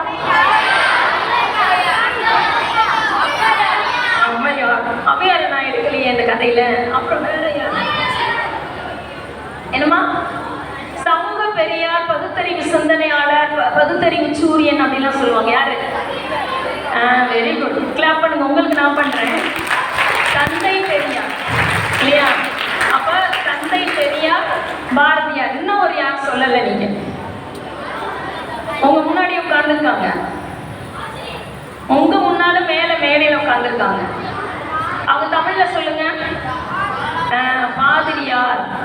இந்த 3 யார் யாருன்னு சொல்றேன் நான். இப்போ ஏன் அந்த 3 யாரை மட்டும் எடுத்துக்கிட்டேங்கிறத நான் சொல்றேன். பாரதியார் தன்னுடைய கவிதைகள் மூலமாக என்ன செய்தவர்? இந்த இன்னைக்கு வரைக்கும் நம்ம பாரதியார் தான். எடுத்த உடனே நீ திருவள்ளுவரை விட்டுட்ட, எல்லாரும் விட்டுட்டு யாரை தான் சொன்ன? பாரதியார் தான் சொன்ன. அந்த அளவுக்கு உங்க மனசுக்குள்ள போய் அப்படியே பயங்கர ரசவாதம் பண்ணியிருக்காரு இல்லையா? அதனால பாரதியார். அவரை சொன்னது சரிதான். ஏதாவது ஒரு பாட்டு தெரியுமா? பாரதியாரை இவ்வளோ வேகமா சொன்னீங்களே, தெரியுமா பாட்டு? தேடி நிதம் சோர்வென்று பல சின்னஞ்சிறு கதைகள் பேசி வாடி பிறவாட செய்திகள் செய்து வெறும் கூச்சுக்கு எவையன மாயும் வேடிக்கை மனிதரை போல் நான் வீழ்வன் என்று நினைத்தாயோ என்று சொன்னான் பாரதி. நிறைய பேர் காரில் வீழ்வேன் என்று நினைத்தாயோ மட்டும் சொல்லுவாங்க இல்லையா? கொஞ்சம் அப்பப்போ நான் பாட்டு பாடும்போது ஒரு கை கட்டுங்க, அப்போதான் நீங்கள் முடிச்சிருக்கீங்கன்னு எனக்கு தெரியும். நான் பாடுறீங்களுக்காக அப்போ நீங்க எல்லாம் அருமையா 2 அவங்க அந்த எம்சி பண்ணாங்க. ரொம்ப அழகா 2 மாணவர்களும் எந்த விதமான குறிப்புகளையுமே கையில வச்சுக்கல. நானும் ஒரு குறிப்பு வச்சிருக்கேன். எதுக்குன்னா அடுத்தடுத்து என்ன கருத்து உங்களுக்கு சொல்ல வரணும். நான் வாட்டுக்கா எல்லாத்தையும் சொல்லக்கூடாதுல. உங்களுக்கு எது தேவையோ அதை கொண்டு வந்து சேர்க்க வேண்டும் அப்படிங்கிறதுக்காக வச்சிருக்கேன். அந்த எந்த குறிப்புகளுமே இல்லாம அவ்வளவு மனன சக்தியோட சொன்னீங்க. அதுக்கு உங்களுக்கு ஒரு கைதட்டல் இல்லையா? அப்புறம் சிற்றிலக்கியம் பற்றி ஆசா அப்படின்னு சொல்லிட்டு ஒரு பொண்ணு சொன்னாங்க. ரொம்ப நல்ல முயற்சி. நான் அடிக்கடி சொல்லுவேன், மாணவர்களே, உங்களுக்கு 5ஆம் வயதிலிருந்து உங்களுடைய மனன பயிற்சி அப்படிங்கிறது 5ஆம் வயதிலிருந்து 25 வயது வரைக்கும் தான். அதுக்கப்புறம் நீ என்ன நினைச்சாலும் தலைகீழ நீனாலும் மனப்பாடம் பண்ணா மண்டையில நிற்கவே நிற்காது. அதுவும் 18லிருந்து 21 வயசு வரைக்கும் அபரிமிதமான வளர்ச்சி. நாங்கள் கல்லூரிகளில் மாணவிகளுக்கு சொல்லக்கூடிய ரொம்ப எதனாலும் செய்யலாம் அப்படிங்கக்கூடிய ஒரு ஆற்றல். இந்த நீங்கள் படிக்கிறீங்க இல்லையா, இப்போ 6-7 மாணவர்கள் இருக்கிறீங்க, 8ஆம் வகுப்பு வரை படிக்கக்கூடிய மாணவர்கள். இந்த வயது தான், இளம் வயது தான், பயமே இருக்காது. என்ன சொன்னாலும் ஆசிரியர் என்ன சொல்கிறாங்களோ அதை வேற வாக்கா எடுத்துக்குவாங்க இல்லையா? அந்த மாதிரியான வயது. இப்போ நம்ம யாருக்கு வரலாம்? பாரதியார் கவிதையில ஒரு புரட்சியை பண்ணார். அதனால அவர் இன்னைக்கும் நாம வச்சிருக்கோம் புதுமை கவிஞர் அப்படின்னு சொல்லியிருக்கோம். மகாகவின்னு ஒரு பெரிய பட்டம் கொடுத்திருக்கின்றோம். புதுமை பெண் அப்படிங்கக்கூடிய கவிதையை படைத்தவர், அதனால அவருக்கு சிறப்பு. அடுத்து நான் எடுத்துக்கிட்டது தந்தை பெரியார், சமூக புரட்சியாளர். இன்னைக்கு இந்த பெண் பிள்ளைகள்லாம் இவ்வளவு பேர் பள்ளிக்கூடங்கள்ல படிக்கிறாங்க அப்படின்னா இல்லையா? எத்தனை இந்த வீடுகள்ல இங்க இருக்கக்கூடிய பெண் பிள்ளைகள்ல எத்தனை அம்மாக்கள் கல்லூரி படிப்பை முடிச்சிருக்காங்க? கை தூக்குங்க பாருங்க. இத்தனை பேர் கல்லூரி படிப்பை முடிச்சிருக்கிறாங்க. எத்தனை பெண்கள் வேலைக்கு போறாங்க? உங்க இதுல அம்மா ஆசிரியரா இருக்கிறவங்க, டாக்டரா இருக்கிறவங்க கை தூக்குங்க பாருங்க. இப்ப படிச்சிருந்தாங்க, ஆனா கை இப்போ குறைஞ்சிருச்சு. படிக்க செல்பவர்கள் இவ்வளவுதான் இருக்காங்க. இங்க அவங்க அப்பாக்கள்ல 2 பேருமே அப்பாக்கள்ல வேலைக்கு செல்றவங்கள கை தூக்குங்க. இதுதான் நான் சொன்னேன். இதுதான். Okay, thank you ma'am. எல்லாருமே ஆண்கள்னா எல்லாரும் வேலைக்கு போறாங்க, பெண்கள்னா என்ன பண்றோம்?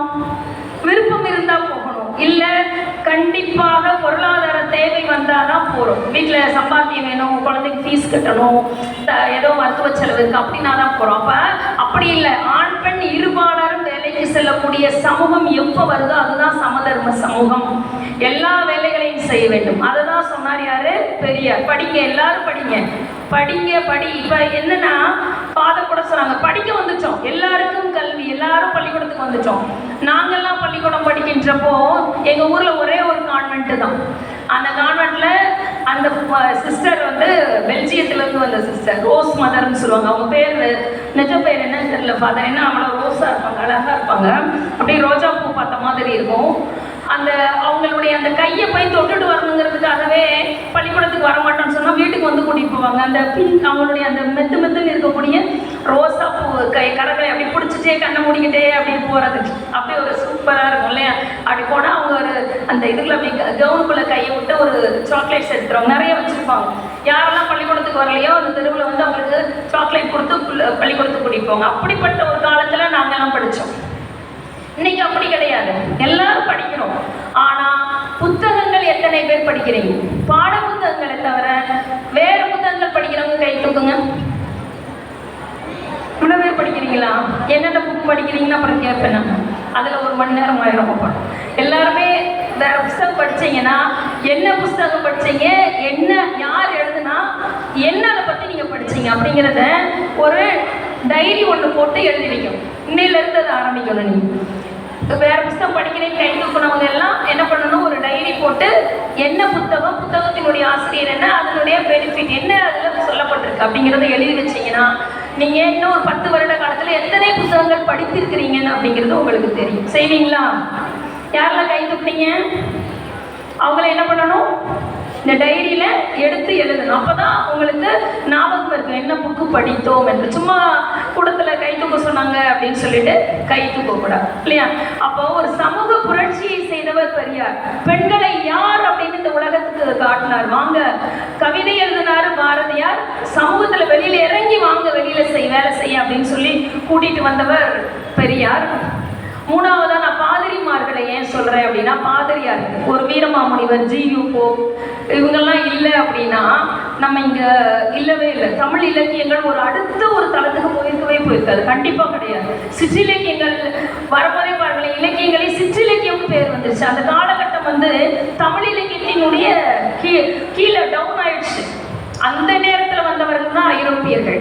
அவர்களையும் இந்த பாதிரிமார்கள் சமூக பணியும் சமய பணியும் செய்ய வந்தவங்க மொழியை எடுத்துக்கிட்டு அவ்வளவு அருமையாக தமிழ் மொழி மொழியை நாவல், சிறுகதை, கவிதை அப்படிங்கக்கூடிய அடுத்த தளத்துக்கு எடுத்துட்டு போனாங்க. அதனால தான் நான் பாதிரியார்களை சொன்னேன், நிறைய கல்விக்கூடங்களை ஏற்படுத்தினாங்க. இன்னைக்கு இந்த கல்விக்கூடம் நாங்கள் இருக்கக்கூடிய இப்போ 75 ஆண்டுகள் முடிச்சு 77வது வருஷம் ஆரம்பிச்சிட்டோம். நிர்மலா மகளிர் கல்லூரி. இப்படி நம்ம தமிழ்நாட்டிலேயே முதல் பெண்கள் கல்லூரி எங்கே ஆரம்பிக்கப்பட்டது?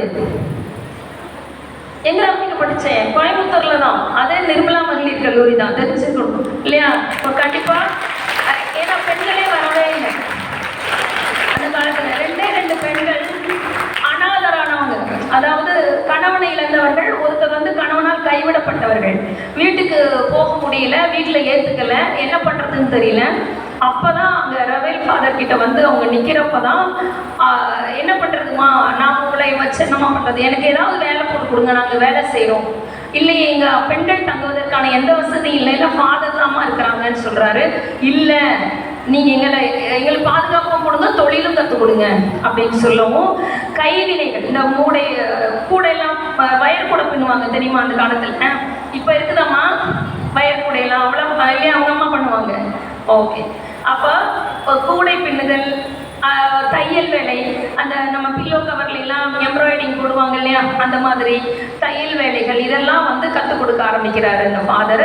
அப்படி கற்றுக்கிட்டு அங்கே அவங்க இருக்கும்போது தான் அருள் சகோதரிகள் சபை, புனித காணிக்கைய சபை அப்படிங்கிறதே உருவாகுது. அப்போது ஒரு ஆதரவற்ற பெண்களுக்கு நல்ல சிறு தொழில்களை கற்றுக் கொடுத்து அவர்களுக்கு ஒரு பாதுகாப்பு அங்கே கொடுக்குறாங்க அந்த ஃபாதர் தான். அப்போ அந்த பாதிரிமார்கள் இல்லை அப்படின்னா அந்த காலத்தில் பெண்கள் ஆண்களை நம்பிதான் இருந்தாங்க. கணவன் இல்லைன்னா தாய்மாமன், தம்பி அல்லது அண்ணன். அதனால தான் அந்த காலத்தில் தாய்மாமன் உறவு பெருசாக பேசப்பட்டுச்சு. அப்படி இருந்த காலகட்டத்தில் அப்படியெல்லாம் வேண்டாம், உனக்கு தொழில் இருந்துச்சுன்னா போதும், நீ இருக்கலாம், உன்னால் சுயமாக இருக்க முடியும்னு சொல்லி கல்வியும் சிறு தொழிலையும் கற்றுக் கொடுத்து பெண்களுக்கான ஒரு இல்லத்தை ஏற்படுத்தி கொடுத்து ஒரு பாதுகாப்பையும் கொடுத்தவர்கள். கல்வி அப்படிங்கிறத மிகப்பெரிய பாதுகாப்பு இல்லையா? எங்கள் அம்மா படிக்கலைன்னா திட்டலாம் மாட்டாங்க, ஒரே வார்த்தை தான் சொல்லுவாங்க, உனக்கு முதல் புருஷன் யார் அப்படின்னா படிப்பு தான் அப்படிமா. நீ படிச்சுட்டேன்னா புருஷன் உன்னை தேடி வருவான். ஒரு ஆண் மகன் உன்னை பார்த்து கல்யாணம் பண்ணிக்கிறேன், இந்த பொண்ணு டீச்சராக இருக்குது, என்னை எங்கள் வீட்டுக்கார் வந்து 7 வருஷமாக ஃபாலோ பண்ணி கல்யாணம் பண்ணிட்டார். எனக்கு அதுக்கப்புறம் தான் அந்த கதை தெரியும் இல்லையா? ஏன் அப்படின்னா படிச்சிருக்கிற டீச்சர் தான் வேணும்னு சொல்லிட்டு வந்தார். அப்போது படித்ததுனால என்ன பண்ணுறாங்க, மாப்பிள்ளை தேடி வருது. அந்த அளவுக்கு வந்து நல்ல கல்வி ரொம்ப அவசியம். அதை தான் சொல்கிறேன், எங்கள் அம்மா எனக்கு சொன்னது தான் உங்களுக்கு சொல்கிறேன், நல்லா படிங்க. படிப்பு அப்படிங்கிறது பெண் பிள்ளைகளுக்கு ரொம்ப முக்கியம், ஆண் மகன்களுக்கு ரொம்ப அவசியம். ஏன்னா இன்னைக்கு பெண் பிள்ளைகள் நிறையா படிக்க ஆரம்பிச்சு உங்க கூட போட்டி போட ஆரம்பிச்சிட்டாங்க இல்லையா? உங்களுக்கு மிகப்பெரிய காம்படிட்டராக இருக்கிறது யாரு? யாரு? வாய்ஸ் சொல்லுங்க. கேர்ள்ஸ் தான். Very good. அப்போ நீங்கள் என்ன பண்ணணும், இன்னும் நல்லா ஒரு ரொம்ப திறமையை காமித்து உங்களுடைய திறமையை வெளிக்காட்டணும். அப்படிப்பட்ட ஒரு போட்டியான உலகத்தில் நம்ம வாழ்ந்துட்டுருக்கோம். அப்போ அந்த 3 யார்கள் நமக்கு ரொம்ப முக்கியம் அப்படிங்கிறத நம்ம பார்த்தோம். இதில் ஒரு யாரையினுடைய ஒரு பாடல் நான் சொல்ல அந்த பாட்டை சொல்லுங்க. நீங்கள் படிச்சிருப்பீங்கன்னு நினைக்கிறேன். பாரதியாரோட எண்ணிய முடிதல் வேண்டும் படிச்சிருக்கீங்களா? தெரியுமா எல்லாருக்கும்? நான் சொல்கிறீங்களா எல்லாரும்? யார் எழுந்திரிக்கலாம் வேணாம், உட்கார்ந்த மாதிரி ஒரே மாதிரி சொல்லுங்க. தினமும் அந்த 4 வரியை சொல்லிட்டு எல்லா வேலையும் செய்யுங்க. எப்படி நம்ம ஒரு இறை வணக்கத்தோடு எந்த ஒரு செயலையும் ஆரம்பிக்கிறோமோ அது போல நம்மளுடைய மனதுக்கு தன்னம்பிக்கை வளர்வதற்காக இந்த பாடலை சொல்லிட்டு எந்த ஒரு செயலையும் செஞ்சீங்கன்னா அது வெற்றி பெறும் என்பது என்னுடைய அனுபவ நம்பிக்கை. ஆரம்பிக்கலாமா வேண்டாமா? எண்ணிய முடிதல் வேண்டும். சத்தம் பத்தலையே. ஏன் சத்தம் அவ்வளோ கேட்குது, உங்க சத்தம் கேட்கவே இல்லையம்மா? பத்தல.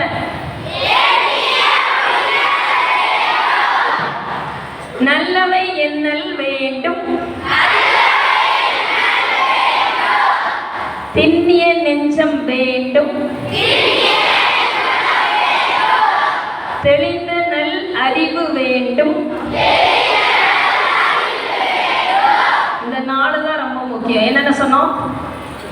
எண்ணிய முடிதல் வேண்டும். என்ன நினைக்கிறோமோ அதை முடிக்கணும் இல்லை, சும்மா நினைச்சா போதுமா? என்ன செய்யணும்?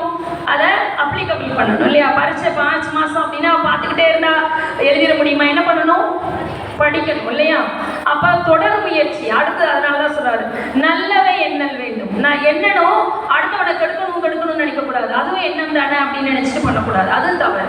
நம்ம என்ன ஆகணும், தீங்கே செஞ்சா கூட நம்மளுடைய வளர்ச்சி என்ன, நம்மளுடைய அறிவு என்ன, அதை நோக்கி நான் செயல்படமே ஒழிய அவன் என்னமோ ஆயிட்டு போறான், விட்டுருங்க அவனை. நீ உன்னுடைய பாதையை நோக்கி போனாலே அவன் வந்து அவனுடைய தீயதை விட்டுருவான். அதனால நல்லவை எண்ணல் வேண்டும். அடுத்து என்ன, தெளிந்த திண்ணிய நெஞ்சம். அப்ப அந்த ரெண்டையும் செயல்படுறதுக்கு நம்மளுக்கு என்ன இருக்கணும், உறுதியான வைராக்கியமான நெஞ்சம் வேண்டும் இல்லையா? காலையில இருந்து நான் இத்தனை மணி நேரம் படிக்க போறேன், காலையில 5 மணிக்கு எந்திரிக்கிறேன். 5 மணிக்கு எத்தனை பேர் எந்திரிக்கிறீங்க? அதிகாலை 5 மணி எழுதல் நன்று. இவ்வளவு பேர் பாதி கைனா எத்தனை மணிக்கு? 5:30க்கு எந்திரிப்பீங்களா? பெண் பிள்ளைகள் தான் ரொம்ப எந்திரிக்கிறதே இல்லை பாருங்க இல்லையா?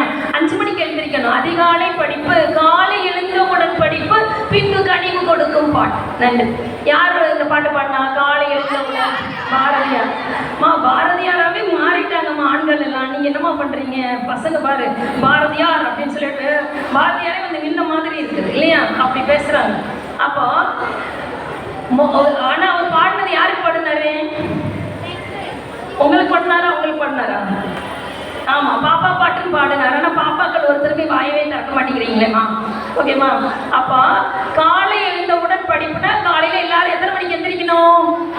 இனி எக்ஸாம்ஸ் டைம் வருது, எல்லாரும் 5 மணிக்கு எந்திரிச்சு படிக்க ஆரம்பிக்கும் இல்லையா? அப்பதான் அதிகாலை படிப்பு தான் ரொம்ப நம்மளுடைய மூளை ரொம்ப விழிப்புணர்வோடு இருக்குமாமா. அந்த நேரம் படிச்சா மனதுல நல்லா பதியும்னு சொல்லுவாங்க. அதனால அதிகாலையில எழுந்திரிச்சு படிங்க எல்லாரும் அப்படிங்கிறதுக்காக சொல்லுது. அப்ப காலை எழுந்தவுடன் படிப்பு, பின்பு கனிவு கொடுக்கும் நல்ல பாட்டு, மாலை முழுவதும் விளையாட்டு என்று வழக்கப்படுத்தி கொள்ளு பாப்பா இல்லையா? தெய்வம் நமக்கு துணை பாப்பா. அடுத்த எப்பயுமே பாரதியார் தெய்வத்தை விட்டு கொடுக்கவே மாட்டார். எந்த ஒரு செயல் செய்தாலும் யார் கூட இருக்கணும்? இறை நம்பிக்கை அப்படிங்கிறது நம்ம கூட. நம்ம எவ்வளவுதான் செயல்கள் செஞ்சாலும், நல்லா படிச்சுட்டேன் பரீட்சைக்கு வரணும்னு அங்கிருந்து வீட்டுல இருந்து கிளம்பி வர, இங்க வந்து நல்லபடியாகவும் நம்ம இந்த போக்குவரத்து நெரிசல்களெல்லாம் தடைகளெல்லாம் தாண்டி வீட்டுக்கு உள்ள வந்து சேர்ந்துட்டோம், பள்ளிக்கூடத்துக்குள்ள வந்து சேர்ந்துட்டோம் இல்லையா? அப்பா வந்து சேர்ந்துட்டோம், எக்ஸாம் ஹாலுக்குலாம் உட்காந்தாச்சு, எழுத உட்கார போறேன். நல்லா எல்லாரும் வந்து ப்ரேயர் பண்றாங்க பார்க்குறேன். எதுக்கு கடவுளை போய் வணங்கிக்கிட்டு? நம்ம தான் நல்லா படிச்சுட்டோம், நல்ல நினைவாற்றல் இருக்கு, நினைச்சா எழுத முடியும்.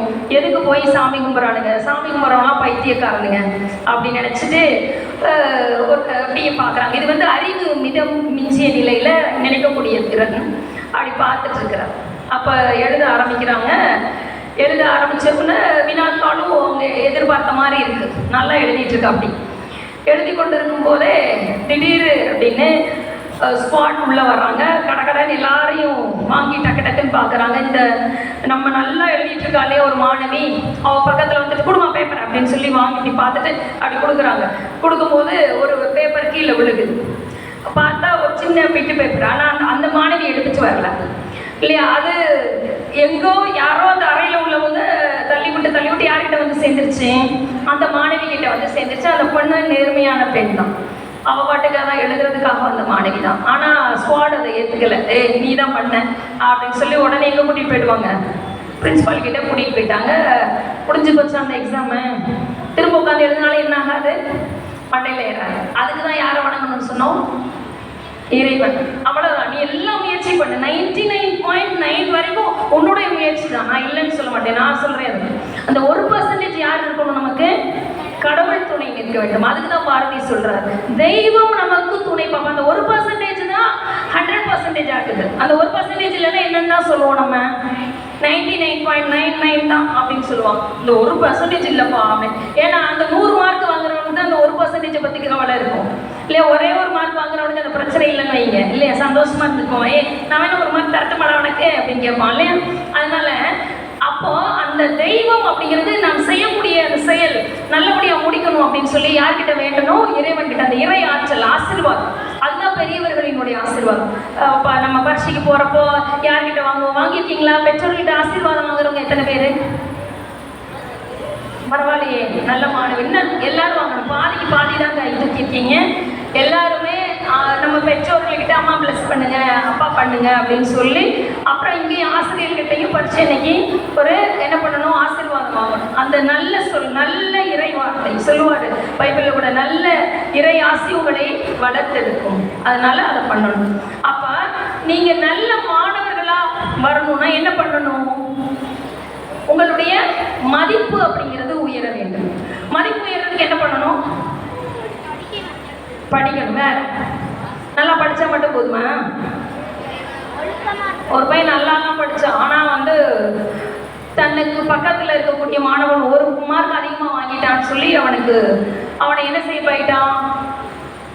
அவனை தீங்கு செய்து கடைசியில அவன் ஒரு குற்றவாளி கூண்டில் போய் நின்று அவன் படிச்ச படிப்பு, அவன் டாக்டரா இருந்து கூட கிட்டத்தட்ட 20 வருஷமா இன்னும் வந்து சிறைச்சாலையில இருக்கான். நல்லா படிச்சான், ஆனா என்னவா வளரல அவன்? என்னவா வளரணும் படிச்சான்? அந்த ஒழுக்கத்துக்கு பேர் தான் பண்பு. பண்புடையார் பட்டுண்டு உலகம். பண்புடையவர்கள் இருப்பதால் தான் இந்த உலகம் இயங்கிக் கொண்டிருக்கிறது. அதாவது 1000 பேர் இருக்காங்க ஒரு பள்ளிக்கூடத்துல, 999 பேருமே நல்லவர்களே கிடையாது. ஆனா ஒரு பையன் நல்லவன். அந்த ஒரு பையன் தப்பே செய்யக்கூடாது, ஆனா அந்த ஒரு பையன் தப்பு பண்ணிட்டு அந்த உலகம் அழிஞ்சு போயிடும்.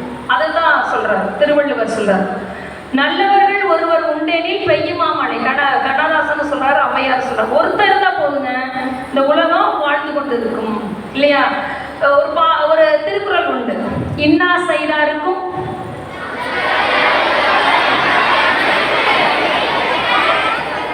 ஒரு 2 பேர் மட்டும் சொல்லுங்கடா தங்கங்களா.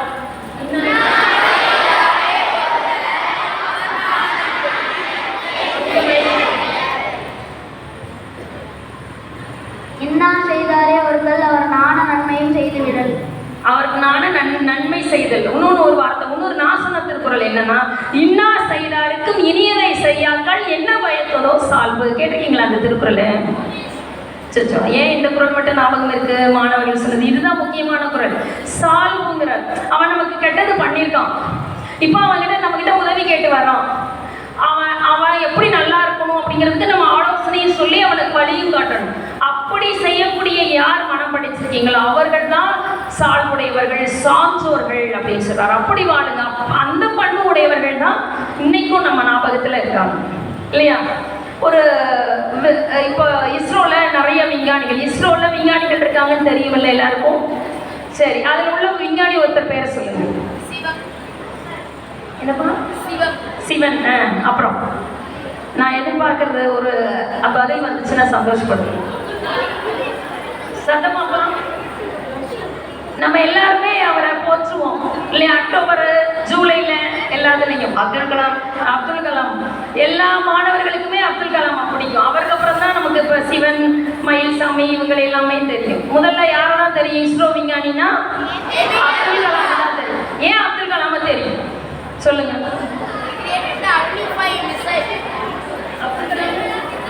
அக்னிஃபை மிசைலை உருவாக்குறாரு, அதனால தெரியுமா? வேற எழுதினாரு, அதனால தெரியுமா? வேற எல்லாருக்குமே தெரியும். எல்லாருக்கும் அவர் பிடித்தமானவர் ஆனது விஞ்ஞானியாலா? விஞ்ஞானியாக அவர் இருந்ததுனால எல்லாருக்கும் பிடிச்சிருந்துச்சு அவரை. எதனால அவருக்கு எல்லாரையும் பிடிச்சிருந்தது? எதனால அவருக்கு எல்லாரையும் பிடிச்சிருந்தது? மாணவர்கள் எல்லாருக்குமே அவரை பிடிக்கும் இல்லையா? ஏன் பிடிக்கும் சொல்லுங்க. அந்த ஒரு பதில தான் நான் சொன்னேன், கேட்க வந்த விஷயம் இருக்கு. எதனால அவர் பிடிக்கும்? இப்பதானே சொன்னேன், நல்லா படிச்சா மட்டும் போதாது, என்னவா இருக்கணும்? பண்பு இருக்கணும். அப்ப பண்பு நல்லா இருந்ததுனாலதான் எல்லாரும் யாரை ஞாபகம் வச்சிருந்தோம்? அப்துல் கலாம ஞாபகம் வச்சிருந்தோம் இல்லையா? எத்தனையோ பேர் ஜனாதிபதிகளாக இருந்துட்டு போயிருக்காங்க, ஆனா அவர் இருக்கிறப்பதான் ஞாபகம் இருந்துச்சு எல்லாருக்கும். அவர் 5 வருடங்கள் இருந்துட்டு காலி பண்ணி போறார். ஜனாதிபதி மாளிகையே காலி பண்ணிட்டு போறாரு. காலி பண்றதுக்கு ஒரு 30 நாளைக்கு முன்னாடி அவங்க ஊர்ல கன்னியாகுமரியில இருந்து ஒரு பெரிய அவங்களுடைய சொந்தக்காரங்க எல்லாருமே அவர் இதோட முடிய போகுது அவருடைய பணின்னு சொல்லிட்டு டெல்லியை சுத்தி பார்த்துட்டு அவர்கிட்ட சொல்லிட்டு கிளம்பி போயிட்டாங்க. உடனே அவர் தன்னுடைய பிஏவை அழைச்சு எவ்வளவு செலவாச்சு, இவங்க வந்தாங்க இல்லையா, அதுக்கு எவ்வளவு செலவாச்சு அப்படின்னு கேட்குறாரு. 1,40,000 என்னமோ செலவு பண்ணியிருக்காங்க. வந்த கூட்டம் நல்லா ஊர் சுற்றி பார்த்துட்டு கிளம்பி போயிட்டாங்க.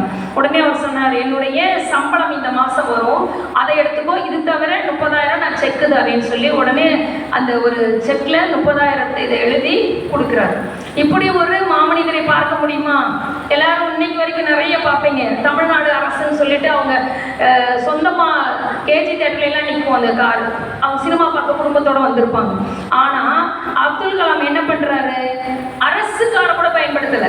அவங்க பிரைவேட் டாக்ஸி தான் எடுத்திருக்காங்க. ஆனாலும் அந்த செலவு அரசினுடைய கணக்கு கணக்கில் எழுதக்கூடாது அப்படின்னு சொல்லி அந்த கணக்கை தன்னுடைய சம்பள பணத்துல இருந்து கொடுக்குறாரு. அவர் வெளியில போகும்போது உள்ள ஒரு சூட்கேஸ்ல அவர் ஒரு வெளியில் போன 2 கோட் போட்டிருப்பாரு தெரியுமா? என்ன கலர் ஞாபகம் இருக்கான்? ஒரு மாதிரி நீல கலர் இல்லையா? இன்னொன்று வந்து ஒரு சாம்பல் கலர்ல போட்டிருப்பார். அந்த 2 கோட்டு, ஒரு திருக்குறள் புஸ்தகம், ஒரு வீணை. அவருக்கு ரொம்ப பிடிக்கும் வீணை வாசிச்சு திருக்குறள் படிப்பாராம் இரவு நேரம் தூங்க போறதுக்கு முன்னாடி. அதுக்கப்புறம் தான் அவர் திருக்குறள் படிக்கிறார். அந்த அளவுக்கு திருக்குறள் மேல ஆழ்ந்த பக்தி உடையவர். திருக்குறள் கதைகள் அப்படின்னு எழுதியிருக்காரு.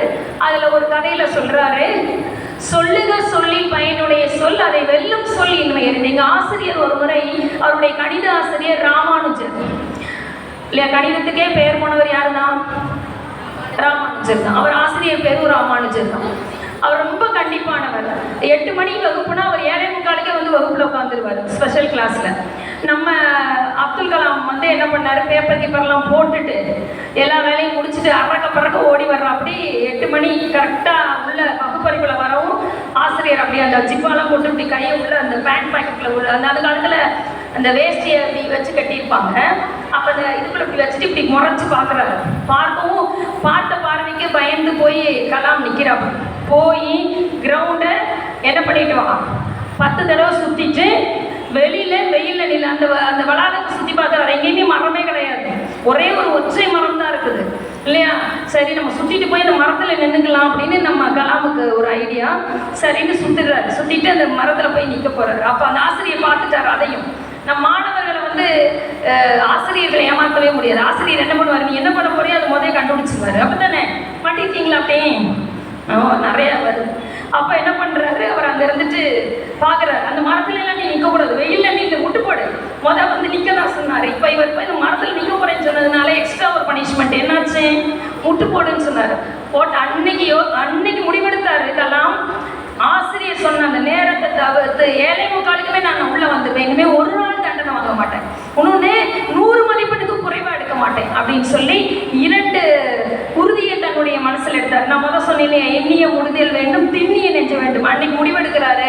அன்னையில இருந்து அவர் ஜோசப் காலேஜ்ல படிச்சுட்டு வெளியில வர்ற வரைக்கும் கணிதத்துல எவ்வளவுதான் மார்க்கு, 100 மதிப்பெண் தான்.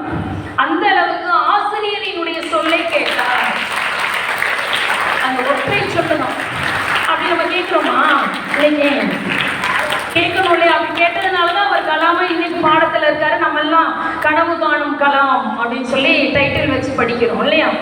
இன்னைக்கு அப்படி தண்டிக்க முடியாது. அது அந்த காலம். ஆசிரியர்களே அப்படிதான் நினைப்பாங்க, எங்க மேம் அப்படிலாம் பனிஷ்மெண்ட் கொடுக்க முடியுது அப்படி. அதனால இப்ப என்ன பண்றோம், வீட்டு பாடம் முடிக்கலன்னா மெசேஜ் அனுப்பி உங்கள் மாணவன் பண்ணல அப்படின்னு சொல்லி ஒரு குறுஞ்செய்தி அனுப்பிடுறோம். அப்படி இருக்குதா ஃபாதர்? நீங்க அனுப்பிடுறோம். ஏன்னா என் பொண்ணுக்கு அப்படி வந்ததுனால சொல்றேன். அப்ப அனுப்பிடுறாங்க.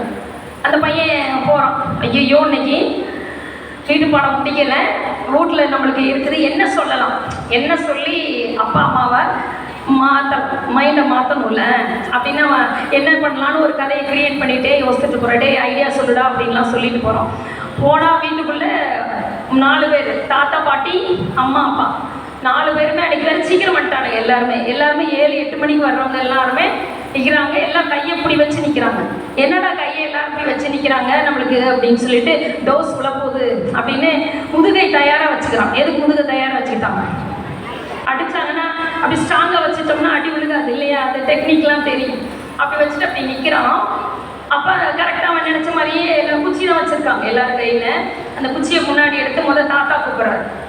தம்பி இங்கே வாப்பா, உனக்கு என்ன குறை வச்சோம், ஏன் நீ ஹோம்ஒர்க் இது பண்ணலை இல்லையா அப்படின்னு சொல்லிட்டு குச்சியை முன்னாடி வைக்கிறார். பாட்டியும் அவங்களுடைய இதில் ஏன் கண்டுபிடி பண்ணலை அப்படின்னு கேட்டுட்டு 4 பேரும் சேர்ந்து ஒரே பதில சொன்னாங்க. சரி அடிங்க அப்படின்னு அவன் முதுக காட்டி நிற்கிறான். இல்லைப்பா, நான் உங்களை அடிக்கிறதுக்கு அளவுக்கு நாங்கள் வளரலை, நாங்கள் உன்னை சரியாக வளர்க்கலை, சரியாக வளர்க்காததுனால தான் நீ ஹோம்ஒர்க் பண்ணாமல் போயிட்டேன், அதனால நீ எங்களை அடி, நாங்கள் முதுக கட்டுறோம் தான் குச்சி அப்படின்னு சொல்லி அப்படி நின்னாங்க. உடனே அந்த பையன் அப்படி யோசிச்சுட்டு வரல இல்லாமல் நம்ம அடி வாங்குவோம், நம்ம முதுகு படுத்துறோம் அப்படின்னு நினச்சிட்டு வந்தோன்னா கரகரன்னு அவனுக்கு கண்ணீர் வந்துருச்சு. பாட்டி நான் அப்படி செய்ய மாட்டேன், ஏன்னா 4 பேரில் யாராவது ஒருத்தட்டே தான் அவன் பாசமாக இருந்திருப்பான் ரொம்ப இல்லையா, நான் பண்ண மாட்டேன், நானுமே பெற்றோர்களும் தாத்தா பாட்டி சொன்னபடி கேட்குறேன், உங்களுடைய வழியில் இருக்கிறேன், உங்கள் பேர் கட்டுற மாதிரி நடந்துக்க மாட்டேன் அப்படின்னு அவன் சொல்கிறான். அந்த மாதிரியாக முடிச்சு அந்த மாதிரியாக அவன் சொல்லுறான். அதுதான் அவனுக்கு அந்த மதிப்பை அங்கே. அப்போ யாருடைய பேச்சை கேட்குறான்? இங்கேயும் நான் பெற்றோர் ஆசிரியர் 2 பேரை சொல்லிட்டு, இந்த 2 பேரையும் நம்ம என்ன பண்ணணும்? கண்டிப்பாக மதிக்கணும். அடுத்து யார் இன்னொருத்தரை மதிக்கணும்? பெரியவங்க இல்லையா? பெரியவங்க யாராவது ஏதாவது சொன்னாலும் ஐயோ வந்துருச்சு அட்வைஸ் போனோம், பேசியே கொல்லுவோம்ப்பா, இது பாரு ஆன் பண்ணுச்சுன்னா நாங்களும் அந்த காலத்தில் அப்படின்னு ஆரம்பிக்கும் பாரு அப்படின்னு சொல்கிறோமா இல்லையா? நானும் சொல்லியிருப்பேன், நீங்களும் சொல்லியிருப்பீங்க கண்டிப்பாக இல்லையா? ஆனால் கொஞ்சமாவது கேட்கலாம், நிறைய கேட்க வேண்டாம், கொஞ்சம் கேட்கணும். அப்போ தான் அவங்களுடைய அனுபவங்கள் தான் நமக்கு பாடம். இல்லை எல்லாமே நான் அனுபவப்பட்டு தான் தெரிஞ்சுக்குவேன் அப்படின்னு சொன்னால் அது வந்து ரொம்ப சிரமத்தில் போய் விட்டுரும். சில அனுபவங்கள்லேருந்து மீள முடியாது நம்மளால். சில அனுபவங்கள் வந்து நம்மளை மீட்டெடுக்கும், சில அனுபவங்கள் மீட்டெடுக்காது. அதனால அதை செய்யக்கூடாது இல்லையா? ஒரே ஒரு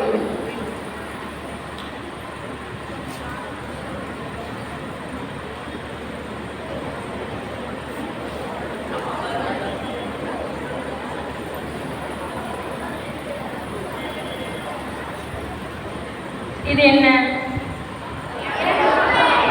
இது மட்டும் எப்படிப்பா ஆன்சர் பயங்கரமா வருது இல்லையா? இது எவ்வளவு? 200 ரூபாய். ரைட்.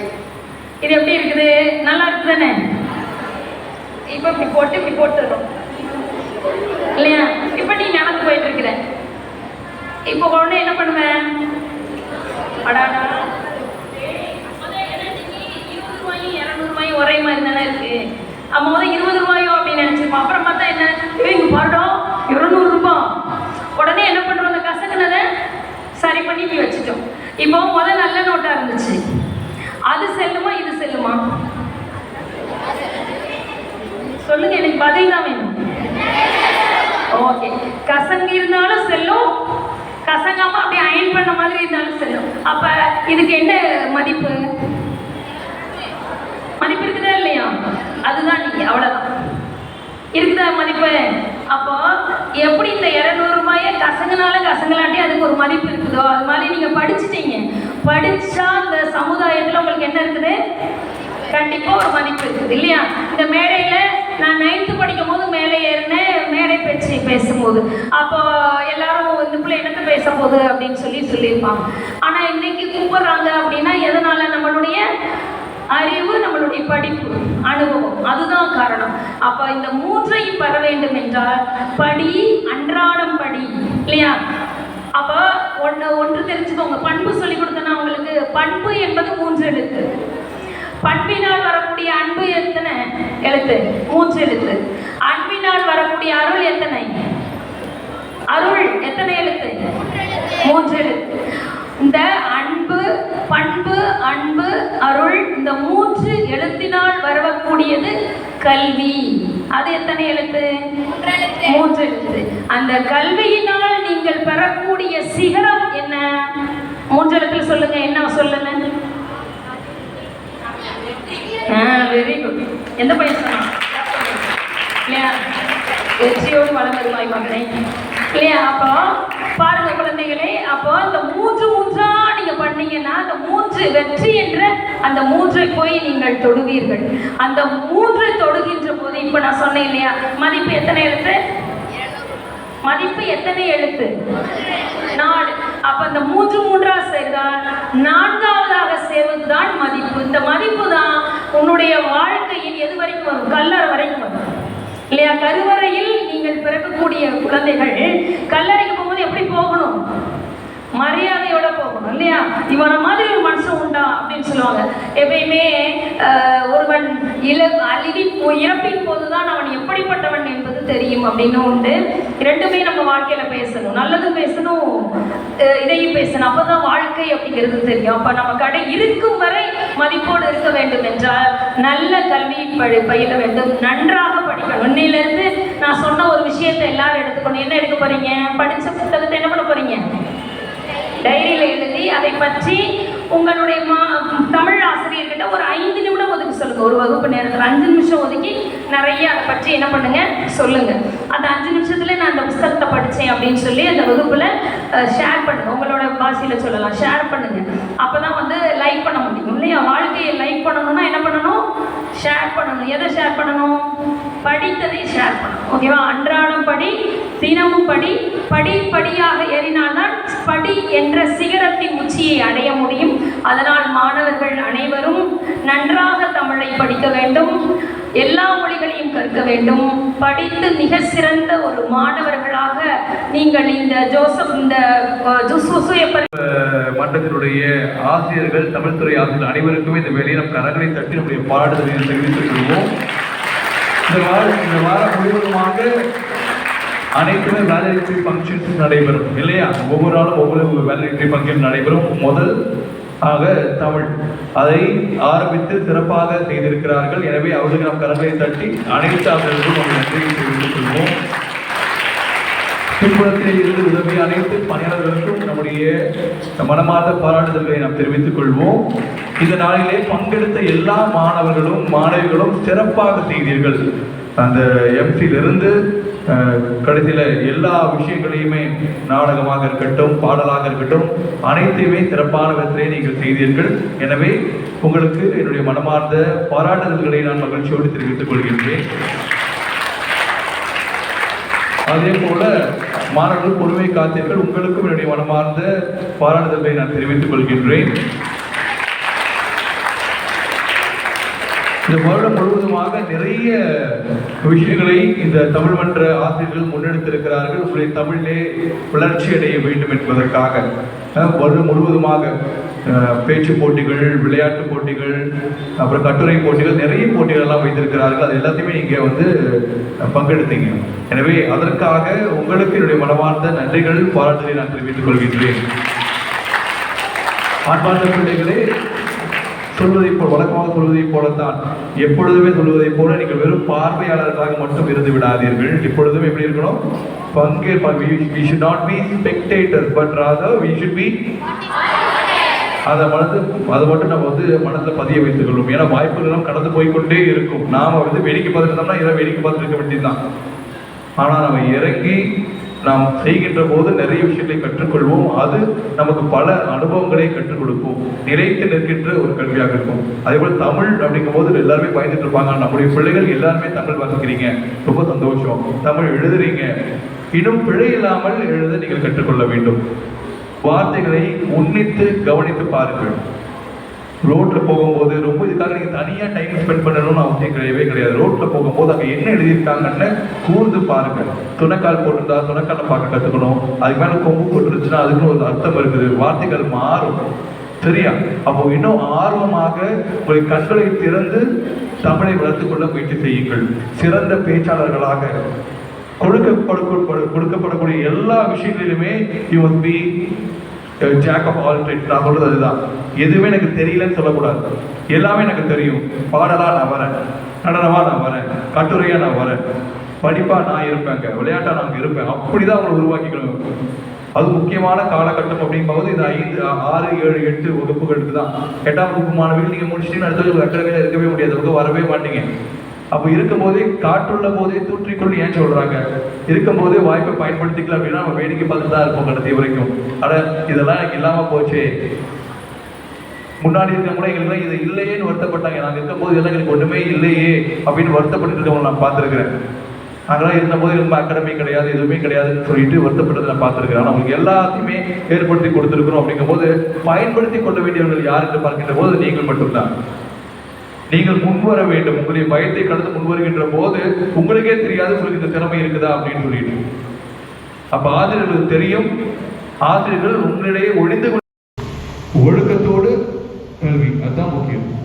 புரிஞ்சா? அப்போ அதை நீங்கள் உங்களுடைய மனதில் எடுத்து தொடர்ந்து உங்களுடைய வாழ்க்கையிலே கொடுக்கக்கூடிய ஒவ்வொரு நாளும் சிறப்பான ஒரு நாள். அந்த ஒரு நாள் நான் என்ன பண்ணிருக்கேன்? டூ அ டெய்லி ஜேர்னல் அப்படின்னு ஒன்று இருக்குது. டெய்லி ஜேர்னலிங் அப்படின்னு நீங்கள் என்ன கற்றுக்கிட்டேன்?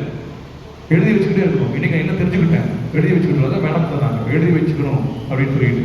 நீங்கள் அந்த கடமையில் வரும்போது ஒரு புத்தகத்தை எடுத்து வந்து இன்னைக்கு என்ன கற்றுருக்கேன், இதெல்லாம் என்ன ஃபாலோ பண்ண போகிறேன் அப்படின்றத நீங்கள் எது புத்தகம் செஞ்சு செய்ய போகிறேன் அப்படின்னு எழுதி வச்சுக்கணும். இன்னும் அதிகமாக திறமை வளர்த்து கொண்டே போய்கொண்டே இருக்க வேண்டும்.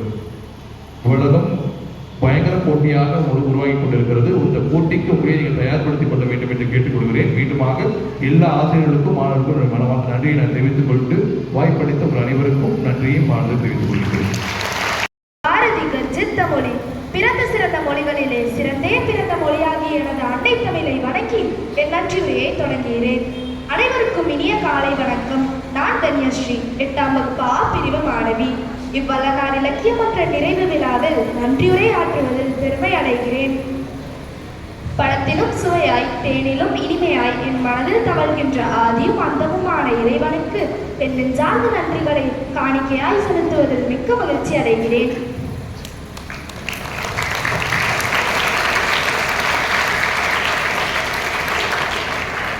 நானிலம் போற்றும் நல்லோருக்கு நன்றி சொல்வது நம் கடமை.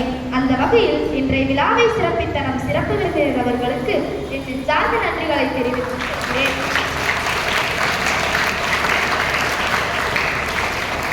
கல்வி ஒருவனுக்கு அறிவில்லா செல்வம். அத்தகைய அறிவில்லா செல்வத்தை அளவில்லாமல் வழங்கிக் கொண்டிருக்கும் எமது பள்ளி தாளாளர் மற்றும் மருத்துவத்தை அவர்களுக்கு என் நன்றிகளை தெரிவிப்பதில் மகிழ்ச்சி அடைகிறேன். வெறும் புத்தகத்தில் உள்ள கல்வியை மட்டும் கற்றுக் கொடுக்காமல் நம் வாழ்க்கைக்கு தேவையான அனைத்து திறன்களையும் ஒழுக்கங்களையும் பண்புகளையும் கற்றுக் கொடுக்கும் நம் ஆசிரியர்களுக்கு என் நன்றிகளை உரித்தாக்குகின்றேன்.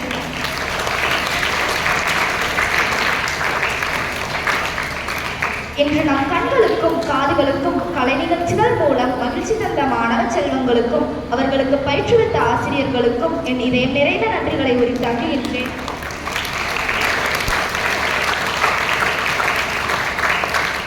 குடும்பங்களின் புத்தகைதாரர்கள், மொழியை தேனிலும் இனிமையாக்கும் பாலகர்கள், நாளைய சமுதாயத்தின் ஆணிவேர்கள், இன்றைய விழாவின் நாயகர்களான என்னுடன் பயிலும் மாணவ செல்வங்களுக்கு என் நன்றிகளை உரித்தாக்குகின்றேன்.